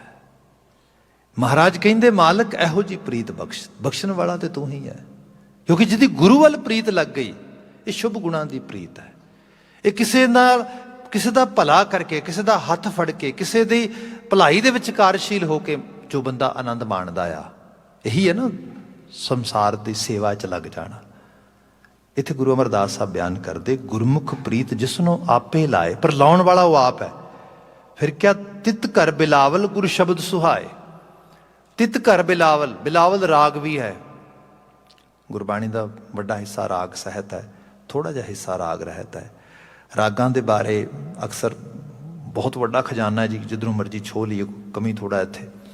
ਅਕਸਰ ਕਈ ਵਾਰੀ ਵੀ ਸੱਜਣ ਕਹਿੰਦੇ ਤੁਸੀਂ ਇਹਦੇ ਬਾਬਤ ਘੱਟ ਬੋਲਦੇ ਹੋ, ਪਰ ਉਹਦੇ 'ਚ ਗੱਲ ਇਹ ਹੈ ਬੜਾ ਕੁਝ ਕਹਿਣ ਵਾਸਤੇ ਹੁੰਦਾ। ਹੁਣ ਰਾਗ ਹੈ, ਰਾਗ ਬਾਰੇ ਬਹੁਤ ਕੁਝ ਕਿਹਾ ਜਾ ਸਕਦਾ, ਪਰ ਰਾਗ ਜਦੋਂ ਦੇਖਦੇ ਹਾਂ ਥੋੜ੍ਹਾ ਜਿਹਾ ਅਸੀਂ ਲਿਟਰੇਚਰ ਵਾਲੀ ਸਾਈਡ ਤੋਂ, ਰਾਗ ਮੋਟੇ ਤੌਰ 'ਤੇ, ਸਿੱਧੇ ਤੌਰ 'ਤੇ, ਡਾਇਰੈਕਟਲੀ ਕਹਿ ਲਵੋ, 3 ਚੀਜ਼ਾਂ ਨੂੰ ਰਿਪਰੈਜ਼ੈਂਟ ਕਰਦਾ ਆ। ਸਭ ਤੋਂ ਪਹਿਲੀ ਚੀਜ਼ ਜਿਹੜੀ ਹੈ, ਰਾਗ ਰਿਪਰੈਜ਼ੈਂਟ ਕਰਦਾ ਹੈ ਹਿਊਮਨ ਮੂਡ ਨੂੰ, ਬੰਦੇ ਦੇ ਅੰਦਰ ਦੀ ਚਿਤਵਣੀ ਦੀ ਦਸ਼ਾ ਨੂੰ। ਨੰਬਰ 2 ਤੇ ਉੱਤੇ ਰਾਗ ਜਿਹੜਾ ਹੈਗਾ ਰਿਪਰੈਜ਼ੈਂਟ ਕਰਦਾ ਹੈ ਸਮੇਂ ਨੂੰ। ਤੀਸਰੇ ਚੀਜ਼ ਰਾਗ ਰਿਪਰੈਜ਼ੈਂਟ ਕਰਦਾ ਆ ਸੀਜ਼ਨ ਨੂੰ। ਤੇ ਇਹ ਤਿੰਨੇ ਚੀਜ਼ਾਂ ਜਿਹੜੀਆਂ ਨੇ ਹਿਊਮਨ ਲਾਈਫ ਦੇ ਵਿੱਚ ਇਸ ਸਾਰੇ ਇਹਦੇ ਬਿਹੇਵੀਅਰ ਨੂੰ ਇੱਕ ਤਰ੍ਹਾਂ ਕਹਿ ਲਓ ਡਾਇਰੈਕਟਲੀ ਲੀਡ ਕਰਦੀਆਂ ਨੇ। ਜਿਹੜਾ ਸਭ ਤੋਂ ਪਹਿਲੀ ਚੀਜ਼ ਆ, ਅੱਜ ਤੁਸੀਂ ਦੇਖੋ ਮਤਲਬ ਜਿੰਨੇ ਮੈਂਟਲ ਡਿਸਆਰਡਰਸ ਨੇ, ਤੁਸੀਂ ਸਾਰਿਆਂ ਨੂੰ ਇੱਕ ਜਗ੍ਹਾ ਤੇ ਲੈਬ ਵਿੱਚ ਪਾ ਕੇ ਕੱਢੋ ਤੇ ਤੁਹਾਨੂੰ ਵਿੱਚ ਪਤਾ ਕੀ ਮਿਲੇਗਾ, ਜਿਹੜੀ ਚੀਜ਼ ਡਾਇਰੈਕਟਲੀ ਰਿਲੇਟ ਹੋਏਗੀ ਹਰ ਇੱਕ ਡਿਸਆਰਡਰ ਦੇ ਨਾਲ, ਮੂਡ ਸਵਿੰਗ। ਉਹ ਭਾਵੇਂ ਬਾਈਪੋਲਰ ਹੈ, ਭਾਵੇਂ ਕੋਈ ਹੋਰ ਕੌਨਕਰੈਂਟ ਡਿਸਆਰਡਰ ਹੈ, ਜਾਂ ਕੋਈ ਡਾਇਰੈਕਟਲੀ ਹੋਰ ਕੋਈ ADD, ADHD, OCD, ਜਿੱਥੋਂ ਮਰਜ਼ੀ ਤੁਸੀਂ ਤੁਰੇ ਲੱਗੇ ਜਾਓ, ਤੁਹਾਨੂੰ ਲੱਗਿਆ ਮੂਡ ਸਵਿੰਗ ਸਭ ਤੋਂ ਜਿਹੜੀ ਹੈ ਸਭ ਨਾਲ ਰਿਲੇਟ ਕਰਦਾ ਹੈ। ਹੁਣ ਜਿਹੜਾ ਮੂਡ ਸਵਿੰਗ ਕਰਨਾ ਹੈ, ਮਤਲਬ ਜਿਹਨੂੰ ਬਾਬਾ ਕਬੀਰ ਜੀ ਨੇ ਕਬ ਹੂੰ ਜੀੜਾ ਊਬ ਚੜ੍ਹਤ ਹੈ, ਕਬ ਹੂੰ ਜਾਏ ਪਿਆਲੇ, ਮੂਡ ਸਵਿੰਗ ਹੈ। ਸੇਮ ਹਿਊਮਨ ਬੀਇੰਗ ਆ, ਇੱਕ ਵਾਰੀ ਇੱਥੇ ਆ, ਇੱਕ ਵਾਰੀ ਇੱਥੇ ਆ। ਮਤਲਬ ਇਸ ਰੂਪ ਵਿੱਚ ਜਿਹੜੀ ਬਾਤ ਹੋ ਰਹੀ ਹੈ, ਤੇ ਉਹਦੇ 'ਚ ਮੋਸਟਲੀ ਬੰਦੇ ਨੂੰ ਪਤਾ ਵੀ ਨਹੀਂ ਕਿ ਇਸ ਨੂੰ ਸਮਝਣਾ ਕਿਵੇਂ ਹੈ। ਨੰਬਰ 1, ਜੇ ਸਮਝ ਆ ਜਾਏ ਕਿ ਇੱਕ ਚੀਜ਼ ਕੀ ਹੈ, ਮੂਡ ਸਵਿੰਗ ਹੋਣਾ ਕੀ ਹੈ। ਨੰਬਰ 2 ਦੇ ਉੱਤੇ ਫਿਰ ਗੱਲ ਆਉਂਦੀ ਹੈ, ਇਸ ਮੇਰੇ ਮੂਡ ਨੂੰ ਡਾਇਰੈਕਟਲੀ ਕਿਹੜੀ ਚੀਜ਼ ਇੰਪੈਕਟ ਕਰਦੀ, ਪ੍ਰਭਾਵ, ਟ੍ਰਿਗਰ ਜਿਹਨੂੰ ਕਹਿੰਦੇ ਆ, ਟ੍ਰਿਗਰ ਕਿਹੜੀ ਚੀਜ਼ ਕਰਦੀ ਹੈ, ਉਸ ਦਾ ਥੋੜ੍ਹਾ ਅਹਿਸਾਸ ਆਵੇ। ਚਲੋ ਥੋੜ੍ਹਾ ਉਹਦਾ ਅਹਿਸਾਸ ਹੈ, ਹੁਣ ਮੈਨੂੰ ਪ੍ਰੀਕਾਸ਼ਨਰੀ ਮੈਜਰਸ ਕਿਹੜੇ ਲੈਣੇ ਚਾਹੀਦੇ ਨੇ, ਮੈਨੂੰ ਕਿਸ, ਇਸ ਸਾਰੇ ਦਾ ਸੋਲਿਊਸ਼ਨ ਕੀ ਹੋਏਗਾ ਮੇਰੇ ਵਾਸਤੇ। ਇਸ ਸਾਰੇ ਦੇ ਵਿੱਚ ਜੇ ਆਪਾਂ ਐਂਸ਼ੀਅੰਟ ਵਿਜ਼ਡਮ ਵਾਲੇ ਪਾਸੇ ਚਲੇ ਜਾਈਏ, ਤੇ ਅੱਜ ਦੇ ਮਾਡਰਨ ਜਿਹੜਾ ਹੈ, ਖਾਸ ਕਰਕੇ ਜਿਹੜੇ ਕੋਹੇਰੈਂਸ ਦੇ ਵਿੱਚ ਚੀਜ਼ਾਂ ਹੋ ਰਹੀਆਂ ਨੇ, ਜਿਹਦੇ ਅੰਦਰ ਅੱਜ ਕੱਲ੍ਹ ਹੋਲਿਸਟਿਕ ਹੀਲਿੰਗ ਸਿਸਟਮ ਆ ਰਹੇ ਨੇ, ਉਹ 'ਚ ਗੱਲ ਕੀਤੀ ਜਾ ਰਹੀ ਹੈ ਕਿ ਜਿਹੜਾ ਮਿਊਜ਼ਿਕ ਆ, ਇਹ ਵੱਡੇ ਲੈਵਲ 'ਤੇ ਰੋਲ ਪਲੇ ਕਰ ਸਕਦਾ ਹੈ। ਗੁਰੂ ਗ੍ਰੰਥ ਸਾਹਿਬ ਨੇ ਇਸ ਤਰੀਕੇ ਨਾਲ ਐਡਾ ਵੱਡਾ ਰਾਗਾਂ ਦਾ ਦਰਿਆ ਛੋਇਆ ਹੈ ਬਾਣੀ ਦੇ ਵਿੱਚ। ਹੁਣ ਰਾਗ ਦਾ ਸੰਬੰਧ ਪਹਿਲੇ ਤੌਰ 'ਤੇ ਬੰਦੇ ਦੇ ਮੂਡ ਦੇ ਨਾਲ ਹੈ। ਜਿਵੇਂ ਬਿਲਾਵਲ ਹੈ, ਬਿਲਾਵਲ ਦਾ ਮਤਲਬ ਸਮਝੋ, ਮੈਨੂੰ ਥੋੜ੍ਹਾ ਸੀਜ਼ਨ ਅਤੇ ਸਮੇਂ ਨਾਲ ਪਹਿਲਾਂ ਜਿਹੜਾ ਹੈਗਾ ਬਿਆਨ ਕਰਦੇ ਹਾਂ, ਕਿਉਂਕਿ ਜਿਹੜਾ ਸਮਾਂ ਵੀ ਹੁੰਦਾ ਹੈ ਵੀ ਬੜਾ ਕਾਰਗਰ ਹੁੰਦਾ ਹੈ। ਸਾਡੇ ਘਰ ਦੇ ਤੁਸੀਂ ਜ਼ਮਾਤੀ ਮਰਿਆਦਾ ਦੇਖੋ, ਸਾਡੀ ਆਸਾ ਕੀ ਵਾਰ ਸ਼ਾਮ ਨੂੰ ਨਹੀਂ ਕਰਦੇ, ਅਸੀਂ ਸਵੇਰੇ ਕਰਦੇ ਹਾਂ। ਸੋਦਰ ਸ਼ਾਮ ਨੂੰ ਕਰਦੇ ਹਾਂ, ਅਸੀਂ ਪੱਕਾ ਹੀ ਨਿਯਮ ਹੈ। ਸੋਹਿਲਾ ਸੌਣ ਲੱਗਿਆ ਹੁੰਦਾ ਹੈ, ਬਾਬਾ ਜੀ ਦੇ ਸਰੂਪ ਨੂੰ ਸੰਤੋਖਦਿਆਂ ਹੋਇਆਂ ਅਸੀਂ ਸੋਹਲਾ ਪੜ੍ਹਦੇ ਹਾਂ। ਸਵੇਰੇ ਉੱਠ ਕੇ ਕੋਈ ਸੋਹਲਾ ਪੜ੍ਹਨ ਲੱਗ ਜਾਏ, ਹਾਊ ਯੂ ਗੋਨਾ ਫੀਲ। ਹਾਲਾਂਕਿ ਬਾਣੀ ਹੈ ਨਾ, ਸਮਾਂ, ਸਮੇਂ ਨਾਲ ਚੀਜ਼ਾਂ ਨੂੰ ਜਿਹੜਾ ਹੈਗਾ ਦੇਖਿਆ ਜਾਏ। ਫਿਰ ਸੀਜ਼ਨ ਵੀ ਹੈ, ਕਿਤੇ ਪੱਤੇ ਨਿਕਲ ਰਹੇ ਨੇ, ਕਿਤੇ ਪੱਤੇ ਝੜ ਰਹੇ ਨੇ, ਕਿਤੇ ਬਿਲਕੁਲ ਸ਼ੀਤ ਲਹਿਰ ਚੱਲ ਰਹੀ ਹੈ, ਕਿਤੇ ਬਿਲਕੁਲ ਜਿਵੇਂ ਹਿਊਮਿਡ ਅੱਜ ਕੱਲ੍ਹ ਚੱਲਦਾ ਇਸ ਰੂਪ ਦੇ ਵਿੱਚ। ਉਹਦੇ ਮੁਤਾਬਕ ਹੀ ਸਾਡੀਆਂ ਚੋਇਸਿਸ ਹੁੰਦੀਆਂ ਨੇ, ਫੂਡ ਦੀਆਂ, ਸਾਡੇ ਰਹਿਣ ਸਹਿਣ ਦੀਆਂ, ਸਾਡੇ ਆਲੇ ਦੁਆਲੇ ਵਿਚਰਨ ਦੀਆਂ, ਸਾਡੀ ਟੋਟਲ ਮੂਵਮੈਂਟ ਦੀਆਂ। ਇਹਦੇ 'ਚ ਤੁਸੀਂ ਕਿਸੇ ਚੀਜ਼ ਨੂੰ, ਇਹ ਨਹੀਂ ਹੋ ਸਕਦਾ ਕਿ ਬਿਲਕੁਲ ਜਿਹੜਾ ਹੈਗਾ ਆ ਵਿੰਟਰ ਦਾ ਟਾਈਮ ਚੱਲ ਰਿਹਾ ਹੋਏ, ਵੀ ਸਪੋਜ਼ ਕਰੋ ਦਸੰਬਰ ਚੱਲ ਰਿਹਾ, ਨਵੰਬਰ ਚੱਲ ਰਿਹਾ, ਤੇ ਤੁਸੀਂ ਜਿਹੜੇ ਸਟੋਰ 'ਤੇ ਜਾਓ, ਵਾਲਮਾਰਟ ਜਾਓ, ਕੋਸਕੋ ਜਾਓ, ਜਾਂ ਕਿਸੇ ਸਟੋਰ ਜਾਓ, ਉੱਥੇ ਸਾਰੇ ਦੇ ਸਾਰੇ ਨਾ ਸਪਰਿੰਗ ਟਾਈਪ ਆਫ ਜਾਂ ਸਮਰ ਟਾਈਪ ਆਫ ਕੱਪੜੇ ਸੇਲ 'ਤੇ ਲੱਗੇ ਹੋਣ। ਤੁਸੀਂ ਕਹੋ ਹੱਦ ਹੋ ਗਈ, ਮੈਨੂੰ ਤਾਂ ਕੋਟ ਚਾਹੀਦਾ। ਐਕਚੁਅਲੀ ਉਸੇ ਨੀਡ ਨੂੰ ਐਡਰੈਸ ਕੀਤਾ ਜਾਂਦਾ, ਉਸੇ ਰੂਪ ਦੇ ਵਿੱਚ। ਇਹੋ ਜਿਹੀਆਂ ਚੀਜ਼ਾਂ ਜਿਹੜੀਆਂ ਨੇ, ਸੋ ਮੂਡ, ਸਮਾਂ ਤੇ ਸੀਜ਼ਨ। ਬਿਲਾਵਲ ਰਾਗ ਨੂੰ ਦੇਖਦੇ ਹਾਂ, ਬਿਲਾਵਲ ਰਾਗ ਦਾ ਜਿਹੜਾ ਗਾਉਣ ਦਾ ਸਮਾਂ ਹੈ, ਇਹ ਹੈਗਾ ਆ ਦਿਨ ਦਾ ਦੂਜਾ ਪਹਿਰ, ਅਰਾਊਂਡ 9 ਵਜੇ ਦੇ ਕਰੀਬ ਲੈ ਲਓ। ਜਦੋਂ એનર્ਜੀ ਬੜੀ ਹਾਈ ਲੈਵਲ ਤੇ ਆ ਗਈ ਹੈ, ਅਜੇ ਬੰਦਾ ਸਵੇਰੇ ਸਵੇਰੇ ਉੱਠਿਆ, ਅਜੇ ਥੋੜ੍ਹਾ ਨੀਂਦ ਦਾ ਪ੍ਰਭਾਵ ਹੈ, ਹੌਲੀ ਹੌਲੀ ਸੁਸਤਾ ਕੇ ਹੁਣ ਹੋ ਰਿਹਾ। ਹੁਣ ਉਹ ਹੈ ਜਦੋਂ એનર્ਜੀ ਬਿਲਕੁਲ ਉਸ ਲੈਵਲ ਤੇ ਬਿਲਕੁਲ ਕਾਇਮ ਹੈ, ਬਿਲਾਵਲ ਇਹ ਹੈ। ਫਿਰ ਸੀਜ਼ਨ ਵੀ ਇਹ ਹੈ ਜਦੋਂ ਬਸੰਤ ਆਪਣੇ ਪੂਰੇ ਯੋਵਨ ਹੰਢਾ ਰਹੀ ਹੈ ਤੇ ਸਮਰ ਬਿਲਕੁਲ ਦਹਲੀਜ਼ ਤੇ ਖੜੀ ਹੈ, ਦੁਪਹਿਰ ਚੜ੍ਹਨ ਵਾਲੀ ਹੁੰਦੀ ਨਾ ਜਿਵੇਂ ਇੱਥੇ ਆਉਂਦਾ। ਜਦੋਂ ਆਪਾਂ ਮੂਡ ਤੇ ਆ ਜਾਈਏ, ਮੂਡ ਵੀ ਉਹ ਹੈ ਜਦੋਂ ਕੋਈ ਬੰਦਾ ਕਹਿੰਦਾ ਵੀ ਕੋਈ ਗੱਲ ਨਹੀਂ, ਹੁਣ ਮੈਂ ਅਸਲ 'ਚ ਨਾ ਸਪੋਜ਼ ਕਰੋ ਤੁਸੀਂ ਜਿਵੇਂ ਕੋਈ ਐਗਜ਼ਾਮ ਕਰ ਰਹੇ ਹੋ, ਕੁਛ ਕਰ ਰਹੇ ਹੋ, ਤੇ ਉਹਦੇ 'ਚ ਬੰਦਾ ਨਾ ਟਾਈਮ ਆਪਣਾ ਜਿਹੜਾ ਹੈ ਉਸ ਤਰੀਕੇ ਨਾਲ ਡਾਇਵਰਟ ਕਰਦਾ ਹੈ, ਉਹਨੂੰ ਅਲਾਟ ਕਰਦਾ ਵੀ ਕਿਹੜਾ ਸਵਾਲ ਕਦੋਂ ਕਰਨਾ ਆ ਮੈਂ। ਇੱਕ ਹੁੰਦਾ ਕਿ ਜਦੋਂ ਬੰਦਾ ਥੋੜ੍ਹਾ ਜਿਹਾ ਐਗਜ਼ਾਮ ਵਿੱਚ ਬੈਠਾ, ਥੋੜ੍ਹਾ ਸੈਟਲ ਹੋ ਰਿਹਾ, ਐਗਜ਼ਾਮ ਵਗੈਰਾ ਪੜ੍ਹ ਰਿਹਾ, ਹਾਲੀ ਜਦੋਂ ਇਹ ਕੁਐਸਚਨ ਵਗੈਰਾ ਪੜ੍ਹ ਲਏ, ਸਾਰਾ ਵਿਜ਼ਨ ਕਰ ਲਿਆ, ਹੁਣ ਉਹ ਕਹਿੰਦਾ ਵੀ ਹੁਣ ਮੇਰੇ ਕੋਲ I have enough time now, I can do actually ਜਿਹੜਾ ਹਾਰਡ ਟਾਸਕ ਆ ਉਹ ਮੈਂ ਲੈ ਸਕਦਾ। ਇਹ ਉਹ ਹੈ ਬਿਲਾਵਲ ਦਾ ਰੂਪ। ਸਾਹਿਬ ਬਿਆਨ ਕਰਦੇ ਇਹਦੇ ਅੰਦਰ ਮਨ ਦੇ ਜਿਹੜੇ ਵਲਵਲੇ ਨੇ ਉਹ ਬੜੇ ਚੈਲੰਜ ਐਕਸੈਪਟ ਕਰਨ ਵਾਲੇ ਹੁੰਦੇ ਨੇ। ਬਚਨ ਜਿਹੜਾ ਆ ਰਿਹਾ, ਗੁਰਮੁਖ ਪ੍ਰੀਤ ਜਿਸਨੂੰ ਆਪੇ ਲਾਏ, ਤਿਤ ਕਰ ਬਿਲਾਵਲ ਗੁਰ ਸ਼ਬਦ ਸੁਹਾਏ। ਫਿਰ ਮੈਂ ਬੇਨਤੀ ਕਰਾਂ, meditation is a serious business. ਇਹ ਜਿਹੜਾ ਭਗਤੀ ਭਾਵ ਦਾ ਰਾਹ ਆ ਨਾ, ਇਹ ਕੋਈ ਮਜ਼ਾਕ ਨਹੀਂ ਹੈਗਾ। ਗੁਰੂ ਮਹਾਰਾਜ ਨੇ ਡਾਇਰੈਕਟਲੀ ਇਸੇ ਕਰਕੇ ਕਿਹਾ, ਮੱਥਾ ਤਿਲਕ ਹੱਥ ਮਾਲਾ ਬਾਨਾ ਲੋਗਨ ਰਾਮ। ਮਤਲਬ ਇਹ ਥੋੜਾ ਵੀ ਬੰਦਾ ਗਿਆ ਸ਼ੌਪ ਤੇ ਵੇਖੀ, ਹਾਂ ਇੱਥੇ ਮਾਲਾ ਪਈ ਹੈ, ਚਲੋ ਮਾਲਾ ਖਰੀਦ ਲੈਣ ਲਿਆ। ਇੱਕ ਉੱਥੇ ਕੋਈ ਇਹੋ ਜਿਹਾ ਕੋਈ ਧਾਰਮਿਕ ਚਿੰਨ੍ਹ ਪਿਆ, ਉਹ ਖਰੀਦਿਆ, ਉਹ ਗਲ ਵਿੱਚ ਪਾ ਲਿਆ, ਤੇ ਬੰਦਾ ਕਹਿੰਦੇ ਲਓ ਜੀ ਆਪਾਂ ਧਰਮੀ ਬਣ ਗਏ। ਬਾਬਾ ਜੀ ਕਹਿੰਦੇ ਕੀ ਖੇਡਦੇ ਆ, ਤੂੰ ਰਾਮਲੀਲਾ ਕਰ ਰਹੇ, ਤੂੰ ਡਰਾਮਾ ਕਰ ਰਿਹਾ ਸਾਰਾ ਸਾਰਾ। ਇਹ ਚੀਜ਼ਾਂ ਨਹੀਂ ਹੁੰਦੀਆਂ ਇਸ ਰੂਪ ਦੇ ਵਿੱਚ। ਅਸਲ ਵਿੱਚ ਇਹ ਇੱਕ ਸੀਰੀਅਸ ਬਿਜ਼ਨਸ ਆ। ਇਸ ਪਾਸੇ ਜਾਣਾ ਹੈ ਤੇ ਬੰਦੇ ਪੂਰੇ ਡੈਡੀਕੇਸ਼ਨ ਉਸ ਆਭਾ ਦੇ ਨਾਲ ਜਾ। ਇੱਥੇ ਬਚਨ ਆਇਆ, ਤਿਤ ਘਰ ਬਿਲਾਵਲ, ਉਸ ਹਿਰਦੇ ਘਰ 'ਚ ਬਿਲਾਵਲ ਆ ਜਾਂਦਾ ਹੈ, ਜਿੱਥੇ ਆਪੇ ਉਹ ਪ੍ਰੀਤ ਲਾ ਦਿੰਦਾ ਗੁਰੂ ਵਾਲੇ ਪਾਸੇ। ਫਿਰ ਗੁਰ ਸ਼ਬਦ ਸੁਹਾਏ, ਉੱਥੇ ਗੁਰੂ ਕਾ ਸ਼ਬਦ ਸੋਭਦਾ ਆ, ਚੰਗਾ ਲੱਗਦਾ ਆ। ਅਦਰਵਾਈਜ਼ ਸਪੋਜ਼ ਜਿਹਨੂੰ ਹੋਰ ਸਰਲ ਕਰਕੇ ਬਿਆਨ ਕਰਾਂ, ਤੇ ਮੈਨੂੰ ਯਾਦ ਆ ਕਿ ਕੋਈ ਮੈਂ ਪੈਸੀਫਿਕ ਸੀਗਾ, ਤੇ ਲੇਟ ਨਾਈਟ ਕੋਈ ਸੱਜਣ ਮੈਨੂੰ ਇੱਕ ਜਗ੍ਹਾ ਤੋਂ ਦੂਸਰੀ ਜਗ੍ਹਾ ਲੈ ਕੇ ਜਾ ਰਹੇ ਸੀ। ਡਰਾਈਵ ਉਹ ਕਰ ਰਹੇ ਸੀਗੇ, ਤੇ ਅਸੀਂ ਰਸਤੇ 'ਚ ਇੱਕ ਜਗ੍ਹਾ ਜਿਹੜਾ ਔਨ ਰੂਟ ਸਟਾਪ ਕੀਤਾ। ਉੱਥੇ ਕੁਝ ਕੌਫੀ ਵਗੈਰਾ ਬਾਏ ਕੀਤੀ, ਤੇ ਬਾਈ ਚਾਂਸ ਨਾਲ ਹੀ ਛੋਟਾ ਜਿਹੜਾ ਕਨਵੀਨੀਅੰਟ ਸਟੋਰ ਹੁੰਦਾ ਉੱਥੇ ਸੀਗਾ ਉਹ। ਤੇ ਉਹ ਅੱਗੇ ਵੱਧ ਕੇ ਗੈਸ ਸਟੇਸ਼ਨ ਵਾਲੇ ਤੋਂ, ਤੇ ਉਹ ਉੱਥੋਂ 2-3 ਲਾਟਰੀਜ਼ ਬਾਏ ਕਰਨ ਲੱਗੇ। ਤੇ ਹੋਇਆ ਇਹ ਕਿ ਉਸੇ ਦਿਨ ਦੁਪਹਿਰ ਦੇ ਸਮੇਂ ਪਰਿਵਾਰ ਦੇ ਵਿੱਚ ਇਹਦੀ ਚਰਚਾ ਹੋਈ, ਤੇ ਇਸ ਮੈਂਬਰ ਦੇ ਬਾਰੇ ਪਰਿਵਾਰ ਨੇ ਮੇਰੇ ਕੋਲੋਂ ਵੀ ਕੁਝ ਗੱਲਾਂ ਕਰਵਾਈਆਂ ਕਿ ਭਾਈ ਗੱਲ ਇਹ ਹੈ ਵੀ ਇਹਨੂੰ ਕਹੋ, ਇਹ ਪੈਸਾ ਬਹੁਤ ਵੇਸਟ ਕਰਦਾ ਲਾਟਰੀ ਬਾਜੀ ਤੇ ਗੈਂਬਲਿੰਗ ਤੇ। ਤੇ ਉਹ ਜਦੋਂ ਇਹ ਸਾਰਾ ਕੁਝ ਕਰ ਰਿਹਾ ਤੇ ਮੈਂ ਵਿਟਨੈਸ ਕਰ ਰਿਹਾ, ਤੇ ਮੈਂ ਉਸ ਨੂੰ ਅੱਗੇ ਵੱਧ ਕੇ ਇੱਕ ਗੱਲ ਕਹੀ। ਮੈਂ ਕਿਹਾ ਹੱਦ ਹੋ ਗਈ, ਮੇਰੇ ਖਿਆਲ 'ਚ 5 ਜਾਂ 6 ਘੰਟੇ ਹੀ ਹੋਏ ਹੋਣਗੇ, ਬੜੀ ਲੰਮੀ ਚੌੜੀ ਚਰਚਾ ਹੋਈ ਸੀ। ਤੂੰ ਮਤਲਬ ਇਹ ਕੀ ਹੋਇਆ? ਖੈਰ ਉਹਨੇ ਪੇਮੈਂਟ ਵੀ ਕਰਤੀ ਉਨੀ ਦੇਰ ਤੱਕ, ਤੇ ਮੈਨੂੰ ਉਹ ਥੋੜ੍ਹਾ ਨਾਰਾਜ਼ ਹੋ ਕੇ ਕਹਿੰਦਾ ਚਲੋ ਤੁਸੀਂ ਵੇਖ ਲਿਆ ਮੈਨੂੰ, ਚਲੋ ਤੁਸੀਂ ਕਰ ਲਿਆ, ਪਰ ਤੁਸੀਂ ਹੋਲਡ ਨਹੀਂ ਸੀ ਕਰ ਸਕਦੇ ਇਹ ਗੱਲ। ਮੈਂ ਕੀ ਹੋਇਆ? ਕਹਿੰਦਾ ਉੱਧਰੋਂ ਮੈਂ ਕਰ ਰਿਹਾ, ਹੁਣ ਥੋੜ੍ਹਾ ਸਮਾਂ ਕਹਿਣ ਦਾ, ਜਦੋਂ ਮੈਨੂੰ ਸਵੇਰੇ ਕਹਿ ਦਿੰਦੇ ਜਾ ਕੇ, ਹੁਣ ਨਹੀਂ ਸੀ ਕਹਿਣਾ, ਹੁਣ ਮੇਰਾ ਮੂਡ ਬਣਿਆ ਸੀਗਾ। ਹੁਣ ਜਿਹੜੀ ਆਹ ਬਾਤ ਆ ਇਹਦੇ 'ਚ ਕਿ ਬੰਦੇ ਨੂੰ ਉਹ ਸਿੱਖਿਆ ਪਤਾ ਹੈ ਵਾਜਬ ਆ, ਕਾਰਗਰ ਆ, ਪਰ ਉਹਦੇ ਦਿਲ ਨੂੰ ਚੰਗੀ ਨਹੀਂ ਲੱਗਦੀ। ਕਹਿੰਦਾ ਹੁਣ ਕਿਉਂ ਕਹੀ ਇਹ ਗੱਲ?